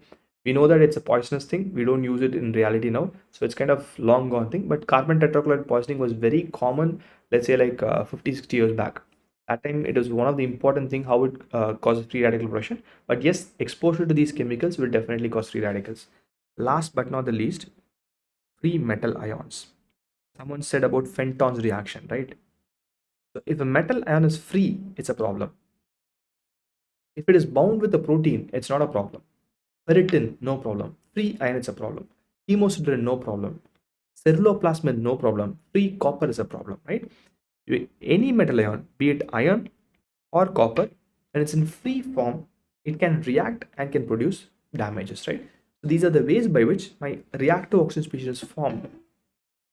So what are the reactive oxygen species which are formed? There are few reactive oxygen species, primarily thing which I want you to remember. Never ever forget OH minus hydroxyl free radical. If you remember this also, only this also is enough for me. Hydroxyl free radical is the most potent free radical. Okay, this is common in MCQ multiple times. It's one of the most potent free radical, which means when my cell is exposed to hydroxyl free radical, they will definitely cause damage. It's like that. It's very, very effective free radical, right? The other free radical is O2 minus. I'm sure you guys know this. This is a superoxide free radical. Okay, superoxide anion, superoxide free radical, right? I have H2O2. I'm not writing this. It's hydrogen peroxide, right? These are the three major ones. There is peroxynitrate, which is also there in Robbins. I'm not mentioning that because peroxynitrate is produced only in inflammation. We'll read that when you come to inflammation. But rest, everything will produce all these. The most important thing for me is hydroxyl free radical, right? So I'm going out in sun or I'm eating, I'm producing these free radicals. Will they cause damage immediately or I have someone to remove them? We have someone to remove them, right? The free radical scavengers. Whenever these free radicals are produced, what happens is they'll be immediately removed. They'll be removed by multiple mechanisms. These are called as free radical scavengers. Scavengers are nothing but they pick up all the trash. This is a trash. I have to pick them up, right? Free radical scavengers, or in other words, we use the term antioxidants. Now tell me what all antioxidants you know. I'm sure many of us know multiple things about antioxidants, right? You have anything in the supermarket, no, it's rich in antioxidants. And because we feel that when we eat those antioxidants or when we have the antioxidant cream in my body, we will stop aging. That will never happen. See, we are the only person in the entire world which knows about science. So at least we'll not be fooled by these advertisements. Biscuits have antioxidants these days. Fruit juices, any cream you put on the body, antioxidant rich, which will cause less wrinkles. You will have wrinkle for sure. You will age for sure. These antioxidants, whatever we know, like Dikshit said, vitamin E is an antioxidant, but not the most effective one for me, right? We'll write whatever we know already. Your vitamin E is an antioxidant, not just vitamin E. There are lots of vitamin A, C, and E. All of them are antioxidants. Okay, ascorbic acid, E, A, C, everything is an antioxidant. So they are very good antioxidants. But can I say my body has a requirement of vitamin A per day? You must have read in your biochemistry. Daily requirement, recommended daily thing, RDAs, right? You must know that. If I eat more and more and more and more vitamin A, will it produce more free radical? Will it remove more free radicals, or it will cause hypervitaminosis? It will cause hypervitaminosis. So these will remove free radicals at a particular level only. Beyond that, it cannot do. Doesn't mean that if I load myself with vitamin A, I'll become young. It won't. I won't become a child again, right? We will be adult, we'll age for sure. Second thing, I'll come to those enzymes. Just give me a second, because the enzymes are the most effective ones. We'll read them last. We had Fenton's reaction, which produce free radical. So can I say ferritin is an antioxidant? Ferritin combines them, right? So the proteins which binds to free metal ions, ferritin, hemosiderin, okay, all this bound form of metal ion are free radicals, ceruloplasmin. These are the ones which are going to bind to the free ion so that they will reduce the effect of the free ion. So they are slightly antioxidant. But again, these are effective only for iron and copper, not effective against UV rays or respiration produced free radicals, right? You have to know about that, right? The most important thing for me is the enzymes. Like most of you guys said, enzymes are the most important guys for me. And every cell in my body has these enzymes. So applying vitamin A cream, E cream, or putting a capsule will not make you young. It's a marketing gimmick. You have to know that. Every cell in my body has superoxide dismutase, catalase, and your glutathione peroxidases, right? Those are the most effective free radicals. These enzymes are the most effective free radicals, right? Whenever I have free radical, what happens is, like I said, there are three important things: the catalase, superoxide dismutase, and your glutathione things, right? Let's say that I'm having a stress. Let's say I'm having UV rays. It produces superoxide anion, O2 minus superoxide, right? The ones which will destroy the superoxide into a less effective form of free radical is your superoxide dismutase, or SODs. We call them superoxide dismutase. It will automatically happen whenever my cell produces superoxide. My superoxide dismutase, which will be there inside the cell, which will take care of it, which will remove them for sure. We'll use the same SOD when we come to inflammation also. I have two types of SOD in two locations, right? One is in the cytoplasm, one is in the mitochondria, right? The manganese dependent, Mn for manganese, the manganese dependent SOD is in the mitochondria, and the copper dependent SOD, these are the coenzymes, right? You must have read about coenzymes and cofactors in your biochemistry, is there in the cytoplasm. So whenever a free radical is produced in the cell, if it is O2 minus, automatically it will be made into one more free radical with the help of SOD. SOD will convert them into hydrogen peroxide, H2O2. So whenever hydrogen peroxide is formed, I have two ways. Either hydrogen peroxide automatically will degrade to your hydroxyl free radical. That's the most effective free radical for me, right? That's the most effective free radical. Or it will be destroyed by catalase. The catalase will nullify them into your oxygen and water. Chemical reactions I'm not worried about. I need to know about catalase. Only when catalase is taken, like it's reached its limit, it cannot remove any more free radical. It's been completely consumed. It has a ceiling limit, right? Completely consumed. Only then the H2O2 will automatically go into OH minus. Like I said, OH minus is the most effective free radical for me because these are the ones which will cause cell damage. We'll see what cell damage it will do. Right? So by any means, I have to remove hydrogen peroxide. So can I say I need a fallback option? If catalase is taken care of, OH minus goes and destroys everyone. Hydroxyl free radical goes and destroys cell. So I need one more enzyme to remove this hydrogen peroxide. The second enzyme which removes hydrogen peroxide is your glutathione peroxidase. So glutathione is the fallback guy.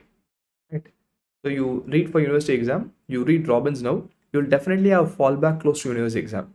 That's the glutathione. So when catalase is taken care of, it's been saturated, my glutathione comes, right? You have your glutathione peroxidase. That also will remove my hydrogen peroxide. Okay. Like I said, the first guy is catalase. The second guy is only glutathione peroxidase. Now I'm going to give you a question. I want you to answer it. If a cell has good amount of glutathione peroxidase, not consumed, it is in good amounts, the cell is prone to free radical injury or the cell is protected from free radical injury? Because that came once in an MCQ. If I'm having good amount of glutathione peroxidase in a cell, it's prone for cell injury or protected from cell injury. If the amount of glutathione peroxidase is more, which means it is protected from cell injury or protected from cell damage. Clear with this? Because this determines the capacity of the cell to fight against a free radical, because there's a one who is lastly consumed. Now just we'll look back at your ferroptosis. What did ferroptosis do? Ferroptosis removed this guy. Ferroptosis kind of removed all the glutathione. So whenever a free radical is produced in the mitochondria and whenever catalase is gone, automatically the injury happened. That's when we had ferroptosis. Remember? Okay. So this is very important. Glutathione is the fallback guy who is the last person which will protect myself. Fine. Okay. Now let's look at this part. Let's assume glutathione is also saturated. Catalase is also saturated. My mitochondria is still producing reactive oxygen species. So what will happen? How they'll cause cell damage? Right? This is very, very important. The cell damage by any reactive oxygen species in my body is by only three mechanisms. And the most common mechanism is always lipid peroxidation. I want you to remember this throughout medicine, because every inflammation will produce free radical and every free radical will use the same way to destroy it, right? Lipid peroxidation. Then I have protein denaturation. We'll use this in multiple places. Okay, because protein denaturation, or it will destroy proteins. And the last one is the most important thing for me. They'll cause DNA damage. That's where we were, right? In aging process, right? We are in the aging process because they caused DNA damage, right? So this DNA damage will destroy the cell. All of them will destroy the cell. Lipid peroxidation, my cell membrane is gone, proteins are gone, DNA is gone. So it kills the cell. Now going back to say how it causes aging. So when all this happens, the cell dies. When the cell dies, it will be replaced by new cell and it'll have a saturation limit and definitely it will cause aging process. Fine. Clear? We were in the point of aging here. So aging will happen whenever there is more and more and more DNA damage. So ultimate crux is that I introduce reactive oxygen species also here so that we can complete free radicals also. Fine. Free radicals production, it will be removed by antioxidants. If it's not removed, if it's in excess, I'm going to have all this damage. And the final person who's going to cause all the damages is your hydroxyl free radical. Fine. Because rest everything can be scavenged. Hydroxyl free radical, I can do it, but not that efficiently. Fine. Great. So second theory of aging is cellular senescence. It's a very simple thing. Like I said, we already know about this. I have something called an telomere. Telomere is the terminal part of every cell, right? So let's say I'm having a DNA like this. What type of replication do we have? Do we have a complete or a semi-quantitative replication? DNA replication. A biochemistry question. Semi-quantitative, right? And every DNA replication will never be complete. The last part of the DNA cannot be produced because of the Okazaki fragments and the lagging strand and the leading strand. I'm sure you must have read about them in biochemistry, right? Because of this, every cell division the telomere will shortens the terminal DNA, which is nothing but my telomere. Beyond a certain point where my telomere cannot shorten, it becomes critically small. If it becomes critically small, the cell cannot live. The cell automatically dies. It cannot divide and it will die. So when a cell cannot divide, it dies. And if a cell dies, automatically my organ or tissue is going to reduce in function. That's what is the definition of aging, right? So this is what happens for every one of us. This is called as a cellular senescence. You, me, every human being in the world will have this. It'll automatically age, right? But there are a few exceptions.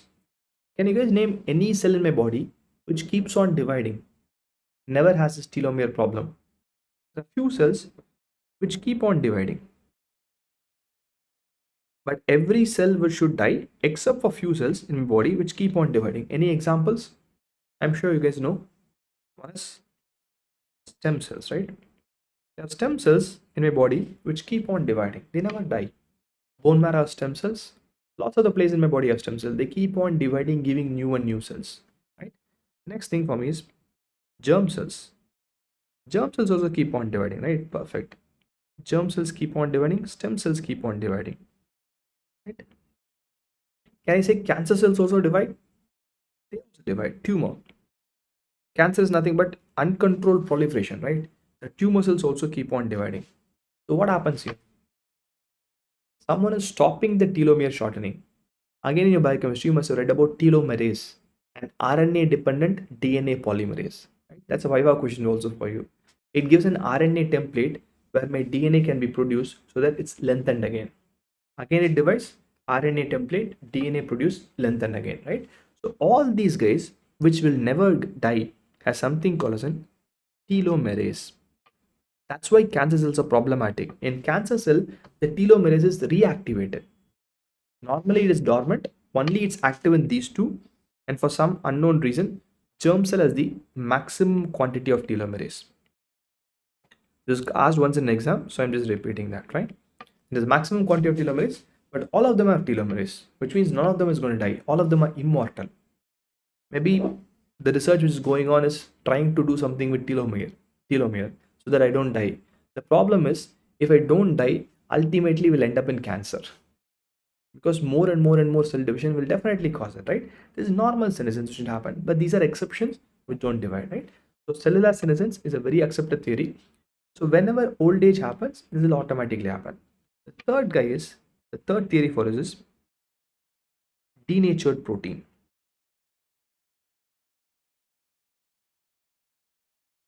So denatured protein starts accumulating. So that also is a concern for me. We'll see why it starts accumulating and how this accumulation is going to cause cell death and aging. Let's say I'm having a protein. What type of protein is hemoglobin?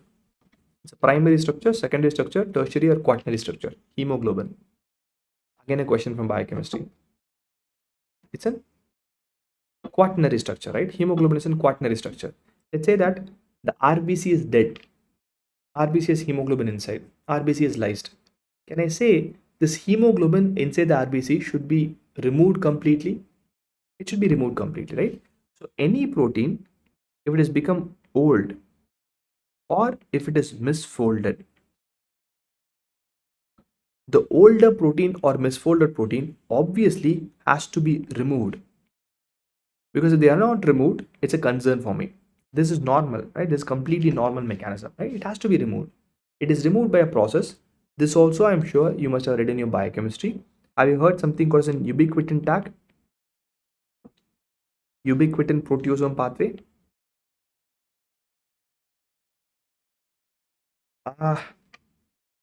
Shurjan Malik, just give me a second. I'll finish this and I'll tell you. Okay. There's something called an ubiquitin proteasome pathway. I'm sure you must have, some of them definitely must have heard.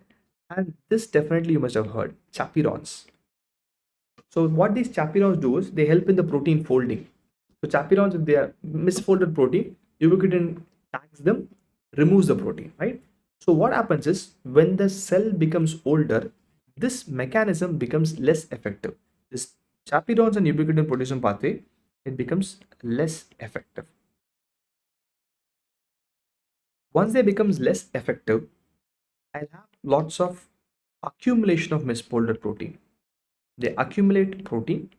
Once a protein accumulates, automatically it will cause apoptosis. That's what we read in apoptosis. The cell will automatically die, right? So these are misfolded proteins accumulating. Normal living cell, young cell will remove with chaperones in your ubiquitin pathway. An older cell is not able to remove it, right? It becomes less effective in an older cell. So everything accumulates with distortion, right? Malik, why telomere gets shortened is it's you must have read in biochemistry that I have something called an replication fork, and I have a lagging strand and I have a leading strand of synthesis of DNA. Something will be formed as an Okazaki fragments. Always the lagging and leading strand is not complete because I need a template for me to form DNA. That's why I call it semi-quantitative. In the edge of it, I won't have a template, so I cannot form the copy of a DNA so that I can become double stranded. So the edge of the DNA always will be dying. With every cell division, it dies. That's a normal phenomenon. That's why telomere shortens. Fine. Okay. This is about my protein accumulation. Last but not the least, we'll come to our topic like nutrition. Nutrition is very important. More you eat, more food happens. This activates insulin-like growth factors. IGF-1. Whenever insulin or insulin-like growth factor is activated, this automatically activates genes responsible for aging. Okay? It activates genes responsible for aging. That's important for me. That's the reason whenever you eat more, you will age more. Okay? This will result in aging.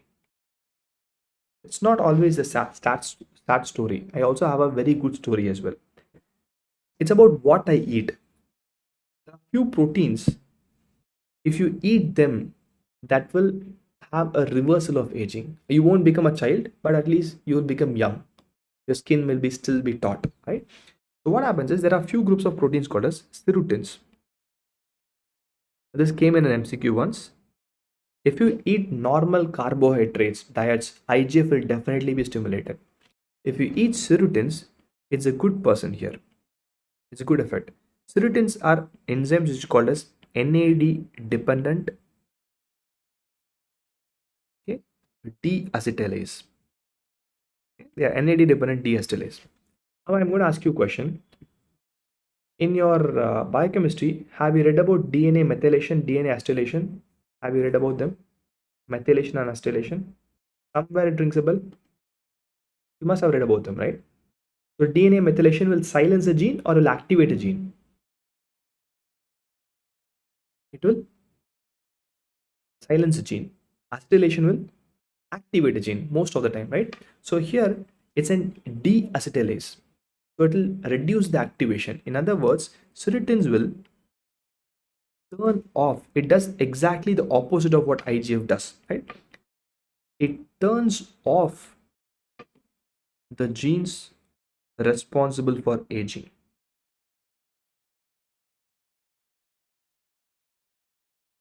Right? So aging process slows down. There's a question which came once. Serotins, when they are consumed in good quantities, especially serotin 6, when aging is reduced, can I say the incidence of heart attack will be reduced? Heart attack is an aging related problem. Cancer, aging related problem. Diabetes, aging related problem, right? So question came once, when you consume more serotonin, it reduces incidence of coronary artery disease. CAD is a known abbreviation. I want you to remember them. Coronary artery disease, which is my heart attack. It reduces the incidence of diabetes mellitus, DM, and hypertension, HD, right? It reduces the risk of cancer. This came once in a question exam. So my question is, what food contains serotonin? Okay. So now we have a food which will make us look young, right? So obviously we have to go and look at that food and eat that food. Serotonin is one of the richest source. It's red wine. Now that's the catch here, right? The first thing is don't drink. Red wine has good amount of serotonin. Red wine is good for coronary artery disease. Red wine will prevent hypertension. Red wine will prevent cancer. That is a protective effect of cancer and hypertension. Most of the students, when they start to drink, no MBBS students, they'll say that, see, red wine is good for health, that's why I'm drinking. Red wine is good for health when it's consumed at 12 ml per day continuously throughout the year. There's no human being who can consume exactly 12 ml of red wine per day throughout the year. If you have that much control, your health will definitely be good. Don't worry about red wine. So red wine has serotonin, but the problem is the quantity of serotonin. If you consume more and more and more red wine, it's alcohol. Alcohol will cause fatty liver. Fatty liver will cause more derangement of metabolism. More metabolism will automatically result in increased aging, increased diabetes, increased hypertension, everything, right? The quantity is more important. This also came in a question. Red wine contains serotonin, which is an age reversal or an anti, it has an anti-aging effect for sure, right? But the quantity is more important here, right? So nutrition sensing is one of the important thing. We read 4 theories of aging, DNA damage, we covered about free radicals. We read about your telomerase, cellular senescence. We read about your protein accumulation and also your nutrition related, right? Till now, whatever we read is normal aging process. It's not the disorders of aging, right? I'll show you a photo. Tell me which movie it is. What movie is this? Who's this guy? I think I took the right image. What movie is this? Who's this guy? He's an amazing actor, one of the senior actor in the Bollywood, and an amazing movie as well. Have you seen this movie? Or at least you must have heard about this movie. Have you heard about the movie Pa? My goal is to learn about disorders of aging, right? In Pa, Amitabh Bachchan must have acted as a kid where he has an accelerated aging problem, right? I'm sure quite a few of you must have seen the movie or at least heard about the movie. So that's a disorder of aging, an accelerated aging, right? Perfect. Pa movie, right? Amazing. See, most of you can relate to movie. That's why I say that always learn medicine from your surroundings. That will make sure you remember them for a longer time than reading from Robbins or than me teaching you, right? Progeria. I have two major disorders of aging. One is progeria. That's what the disease in Pa movie is, right? One of the important types of progeria is Hutchinson-Gilford progeria. And there's one more disease called as Werner syndrome. Okay? The spelling of this Werner is very important. I'll tell you why. I have one more disease called as WERMER. That is different. This is different. Fine. So in PA, there's a disease called progeria. It's the most common disorder of accelerated aging.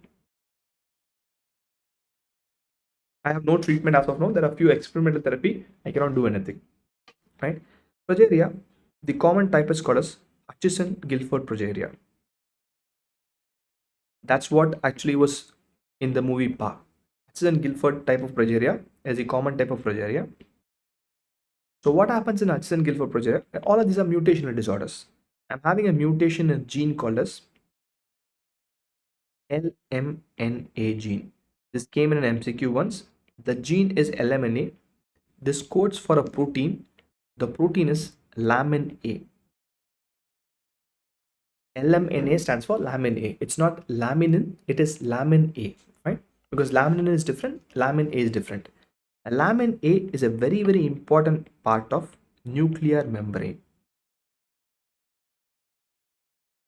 This is the normal function of lamin A. It is there in the nuclear membrane. In Hutchinson-Gilford progeria, there is no nuclear, this lamin A is absent, or the nuclear membrane is not so strong. If my nuclear membrane is not strong, can I say that cell will not function? There's no membrane of the nucleus. All the DNA will be dissolved.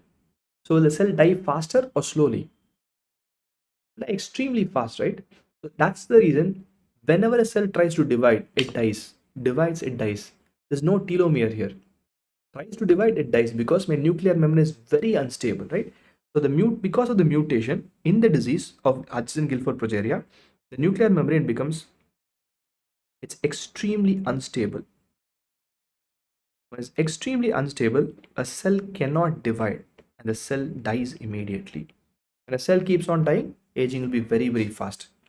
The classical finding of progeria is, if you remember the Pa movie, most of you must have seen the movie, right? That Amitabh was a college student or a school student, young kid or an old person. He was a school student, right? If I'm right, he's a school student. The most important criteria for calling it progeria is the accelerated aging starts very early in life. Around 5-10 years, they look like 50-60 years. It starts very early in life. Even at birth, there might be some abnormality. Within 5 years, they look very old, right? The classical type of progeria, Hudson-Gilford progeria, right? That's one. The second syndrome, like I said, it's Werner. Because I told you one more thing, I'll write them here only. There's a disease called as Werner syndrome. Werner syndrome is a totally different syndrome. This is MEN type 1. That's a totally different syndrome. It's not an aging syndrome. So Werner is the aging syndrome, right? Werner is totally different syndrome. So Werner syndrome, it's also a mutation related thing. It's not that common. It's a bit rare. Mutation in an enzyme called as DNA helicase. You're going to tell me the answer here. What's the function of helicase? Helicase function? I'm sure you know that, right? What's the function of helicase?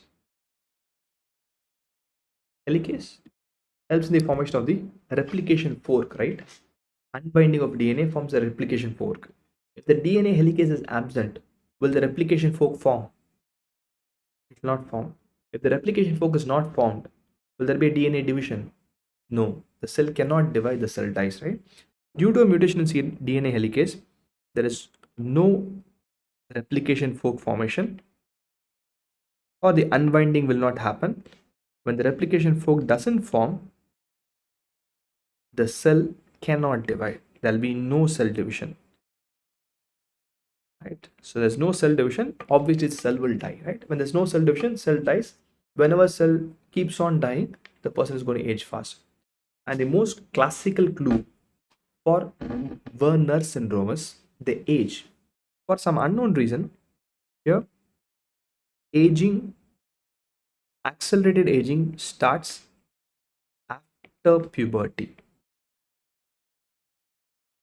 So till puberty, the kids are normal. They're completely normal. And accelerated aging starts completely after puberty, right? That's about Werner and your Hudson-Gilford progeria. Progeria is not there in Robbins, but it was asked once in exam. Werner is there in Robbins, right? So remember Hudson-Gilford progeria. You will read them when you come to medicine and pediatrics, but that's one of the important accelerated aging disorder, and that's the most common accelerated aging disorder as well, right? So aging is it's a topic which is kind of will evolve in future as well, because there's lots of research, like I said, in aging. People want to stay young, and nature will always win. You will age for sure, right? There are 4 theories and 2 disorders regarding that. Okay, so now we've kind of completed all the important required things in the first chapter. Still, I'm going to teach you general path. I'll be very slow.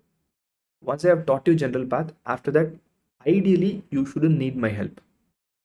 I'll teach for sure, but ideally, once general path is over, I'll just ask you questions, give you informations, you will create the disease. Because you know everything in general pathology, we'll be applying it after that in systemic pathology. Like I said, that there's no particular reason given why after puberty. It's an evolving disease. Hopefully in future we'll understand about that. And if there's anything new, I'll definitely update you guys, fine? Okay.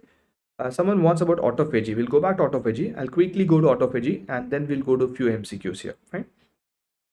The autophagy, how it's formed is, when there's a stress, the endoplasmic reticulum, the mitochondria, and multiple cell organelles becomes weak.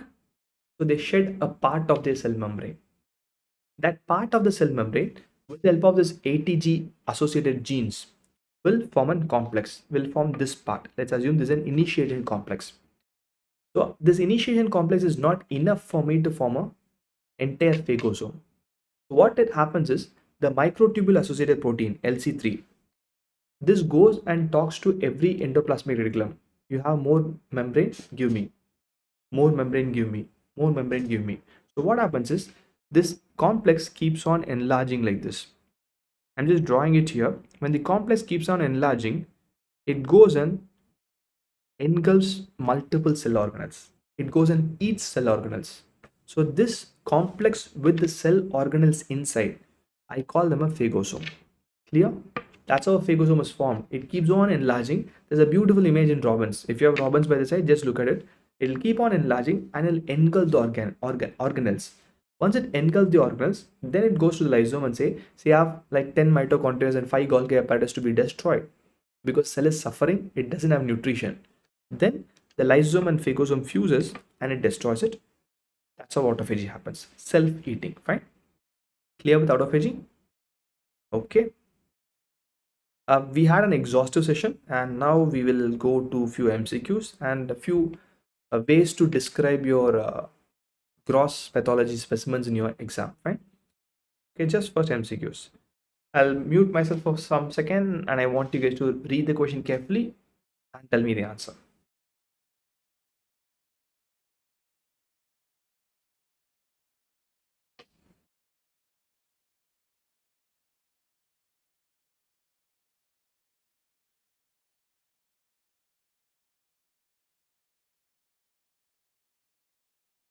It's a very simple thing. The clinical scenario is very different, but the question asked here is totally unrelated to the clinical scenario, right? I'll highlight as usual the important things.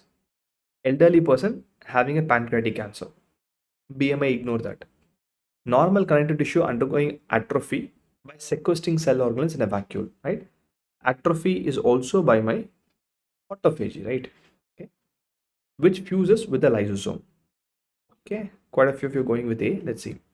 Which fuses with the lysosome. Okay.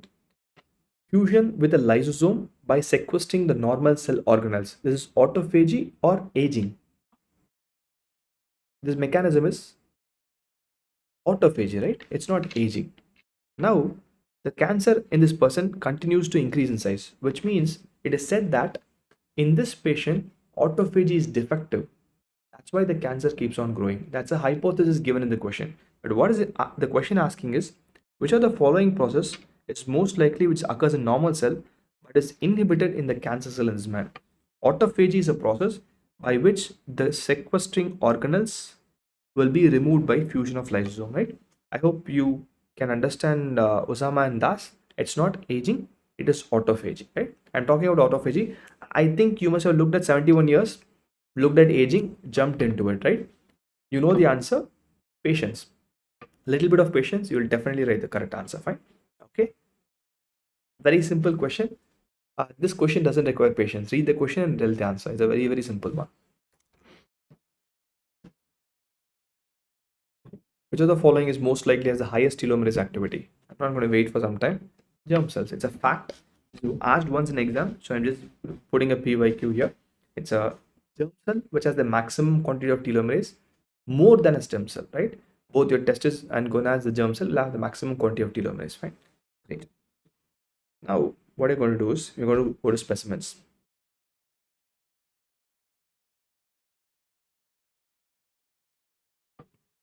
How many of you hate Viva? How many of you hated Viva in your anatomy, physiology, and biochemistry? You like to write the exam, but Viva is something which I don't like. How many of you put your hands up? I am one person. When I was in MBBS, I hated Viva. Quite a few of us hate Viva, right? And all these specimens will be asked in your Viva. Till 12th standard, Viva was namesake, but here Vivas will kill us for sure. So how do I describe it? Most of the pathology museums will have mounted specimens. They will not give you fresh specimens. Right? So there's a template to describe things, and I want you to use the template. Viva is a mind game. It's not about knowing the subject. You must have seen few students in your college. They might not be amazing. They might not have an amazing answer sheet, but they will be extremely good in Viva. Right? Some of them will write beautifully, might get 70 or 80 out of 100 in your paper, but in Viva they'll struggle. In Viva, it's always about the mind game. Play the examiner, not the exam. So, how to play the exam is show that you are confident. This is a specimen given of a lung. How do I show to I'm confident is I don't jump to the diagnosis. I talk about the specimen. Just talk. Every specimen given to you from today onwards, how you're going to describe is it's a jar mounted specimen. First tell me it's a specimen, right? It's not, just don't jump into saying it's tuberculosis. Because you know it's tuberculosis. You must have had photograph, you will have the number here written, and you know it's TB. Don't jump to TB. If you jump to TB, you're done. Examiner will screw you properly because you are jumping directly into a thing which I don't want. Always start like this. A jar mounted specimen of whatever organ it is. Here of lung. The next question automatically is, you should never allow the examiner to speak in a viva. If you allow the examiner to speak, you are defeated. You speak, let examiner listen. A jar mounted specimen of lung identified by bronchioles, the bronchus, and the black color pigment. That is very important. So they won't ask you a question, how do you know it's lung? I am giving you the answer first itself. Jar mounted specimen of lung identified by the bronchus and the black coal pigment. This is called black anthracotic pigment. We learned them, right? Coal pigment will be there in your lung tissue for sure, right? Okay, so my first question is done. It's a cut surface of a lung. If it's a left or right lung, if you can say that also. So this tells to the examiner, okay, this guy knows about anatomy. Because I'm talking, all these are anatomical descriptions, it's not pathological at all. Next, come and say that there are areas. Don't say completely this caseous necrosis. I'll just zoom this here. There are areas of white color areas here and there. I don't know, I cannot feel the area, but there are scattered whitish areas. Actually, this specimen was given by one of your students. He's given me the entire list of specimens in his college. I forgot his name, sorry. Shirish. Okay, thank you for Shirish for giving the specimen. And we'll be using all these specimens, whatever he gave, to describe. If you look at this part, there's an area of a blackish cavity-like area, right? I don't want you to call it cavity. Always say a blackish hollow area. Don't describe with technical terms.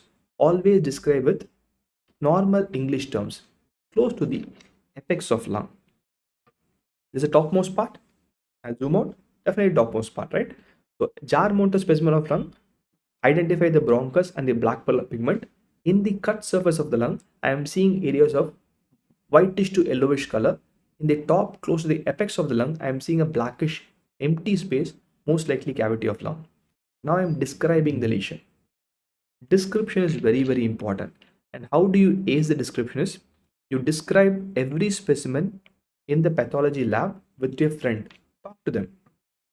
First, talk in your native mother tongue. If you are going to describe in Hindi, that's also enough for me. Or any mother tongue, whatever your mother tongue is across the country, describe in the mother tongue. Then slowly try to describe in English. Because why you have to answer in English, unfortunately, right? So once you do that, now I'm setting up my examiner. Like I said, play the examiner, not the exam. I'm setting up the examiner, making the examiner think I'm talking about a cavity and a caseous necrosis. So now tell, most likely the whitish spots are caseous necrosis and correlating with the cavity on the top, the diagnosis, most likely, never ever say diagnosis. Most likely or most probably tuberculosis of lung, which needs to be correlated on microscopy. This should always be there. Any gross specimen you cannot diagnose. It should always be correlated on microscopy and clinically. Please add that everywhere. Always should be correlated on microscopy and clinically. This is very, very important. You cannot diagnose anything clinically alone. You cannot diagnose anything microscopically alone. It's clinico-pathological correlation. That's what the purpose of the specimen is. Why am I giving specimens to an MBBS doctor? So that they learn to describe. Which means when you see patients with so and so on findings, I'm starting you to develop the algorithm right from the second year. Right?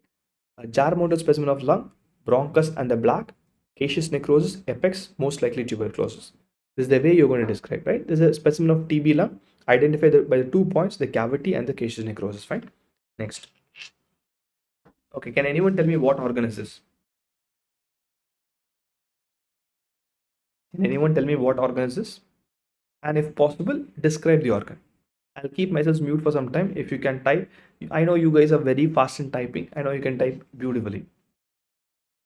Starting with the same thing, a jar mounted specimen of or a slice of a liver. How do I identify the liver? By the shape. Liver is always identified by the shape. Right? I don't have the porta hepatis in this image. It's a section, right? Always a jar mounted specimen with a slice of liver, mostly identified by the shape of the liver. Okay, and this liver slice, I cannot say it's hepatomegaly. It's very difficult for me to call hepatomegaly looking at this, right? I cannot call it as an hepatomegaly here. The only thing what I can do is it's yellowish in color. Good, thus that's more important for me, right? Don't immediately say fatty liver. Don't immediately say big in size, because no one can look at the size here. It's a yellow in color. Then put the term probably increased. The words are very important. If the examiner asks how you're saying increased, I'm having a yellow color liver, which means I'm having fatty liver. So that's why I used term probably increased. But I cannot say this, it's a mounted specimen. It might alter in size, right? It'll definitely shrink, so it'll alter in size. Probably increase in size. If possible, remember the size of the liver before going to the exam so that you can get the honors in the exam, right? And yellowish in color. Don't ever use the term greasy. Have you touched the liver? So you cannot say it's greasy. By looking at a substance, you can never say it's greasy. But only by feeling a substance, you can say greasy. That's one of the most common mistakes students do. Don't ever comment it's greasy. Because once a student says greasy liver for fatty liver, I know that you know the theory. I'm not looking at the theory here. I'm looking how we are going to approach a specimen, approach a disease. A jar mounted specimen of liver, identified by shape and maybe dilated vascular channels here or the portal triads, and is yellowish in color, probably increase in size. Due to the yellow color of the liver and increase in size, without any history, I would probably think of a fatty liver. Needs to be correlated clinically with the history and microscopically as well. Everything should end with that. Needs to be correlated clinically with the history and the microscopy. Fine. Next. What organ is this? And this is from Google, right? Most of the time we'll look at this, right? A75, I know what it is, we'll diagnose it. Again, it's a jar mounted specimen of a cut surface of a spleen. Spleen is identified by 2 points. Okay. One, by the shape. Spleen also has a unique shape like liver. Second, the color. Spleen is extremely reddish to brownish. Okay, because spleen has your red pulp and white pulp, and the predominant thing is red pulp. It's an extremely reddish organ here, right? Identified by shape. Maybe this could be a splenic ligament. Don't comment on the capsule. You cannot see the capsule in a naked eye. Microscopy, yes, you'll have. But one more thing, you can have this. You do have kind of this part. There's a trabeculae of the spleen. The trabeculae enters inside for sure, right? So it's a cut surface of spleen identified by the shape and the color reddish brown architecture, and whatever I scribble that looks like a trabeculae going inside. So spleens have trabeculae of the capsule, right? In the cut surface of the spleen, except for one area, rest of the spleen appears normal. That's how we're going to start, because I'm going to talk about this area which looks abnormal. This area, I have to describe it again. Except for one area, everything of the spleen looks normal.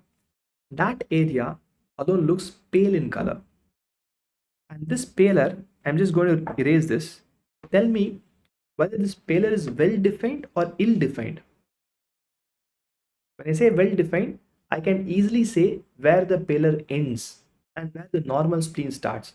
So this paler is well defined or ill defined paler? It's a very well defined paler, right? So I have an area of paler except for this part, rest everything is normal. I have a very well defined pale area. Okay, the area is pale in a completely red vascular spleen. So this area has blood supply or no? There's no blood supply. So most likely this pale area must be due to a splenic infarct. Okay, That's how you have to finish it. Since the pale area in a background of normal spleen most likely is due to an splenic infarct. Again, you have to finish it by saying to be correlated by microscopy and clinical history, right? So there's a case of splenic infarct. It's a very well-defined area of pain, right? I can easily see that. See, if you're thinking that I'm not able to see the normal and the abnormal thing, I can draw a line. This is where the paler ends, right? And this is where the normal spleen starts, right? You can see the normal spleen and the paler is very, very well defined, right? Most of the splenic infarct are called as wedge-shaped infarct of spleen, right? Most of them are called as wedge-shaped infarct. They look like a wedge. Okay, if this is my spleen, most of the splenic infarct will be like a wedge. It's a wedge-shaped infarct of a spleen, right? So that's a splenic infarct. If you want to continue, the maximum leading question will be what type of necrosis is in microscopy. Every solid organ will have coagulated necrosis. That's how it's going to lead towards, fine. Okay. The three specimens which I feel that can be asked in your general pathology. Whenever I go to other organ terms, I'll use microscopy, slides as well as specimens in order to complement for a practicals also. Like I said, I'll teach you in the initial half. Rest of the thing you should finish it. You will be able to complete it. But this words are very important. Never jump to the diagnosis. Tell me what it is. Jar mounted or a fresh specimen. Tell me what organ it is. How did you identify the organ? Describe the organ, tell its probable diagnosis, and always end with correlation. If you have these five things, no, that's more than enough. Mounted, organ description, description of the lesion, most probable diagnosis, and correlation. These are enough for you to get. If you describe like this, no, if I am an examiner, I'll give you easily 8 or 9 on 10. Even if you don't describe anything, if I'm an examiner, I'll give you more than 5 on 10, right? I've never failed a person and I'll never fail a person in future, right? Because I'm sure that Viva or an exam doesn't determine how good a doctor you are. I believe in that very strongly, right? Okay, so we'll come to the end of the first class. I know you'll be exhausted and I know you'll be hungry. So go and eat. And there are a few tech changes which is there. You can now push 10 seconds in the video. You can download the video in Android. iOS is still working. And you have the speed option in Android as well as iOS. And notes are also available. Hopefully we'll read more things together. Fine. Thank you for your time. If you have any doubts, do let me know. Otherwise, we'll call it a day.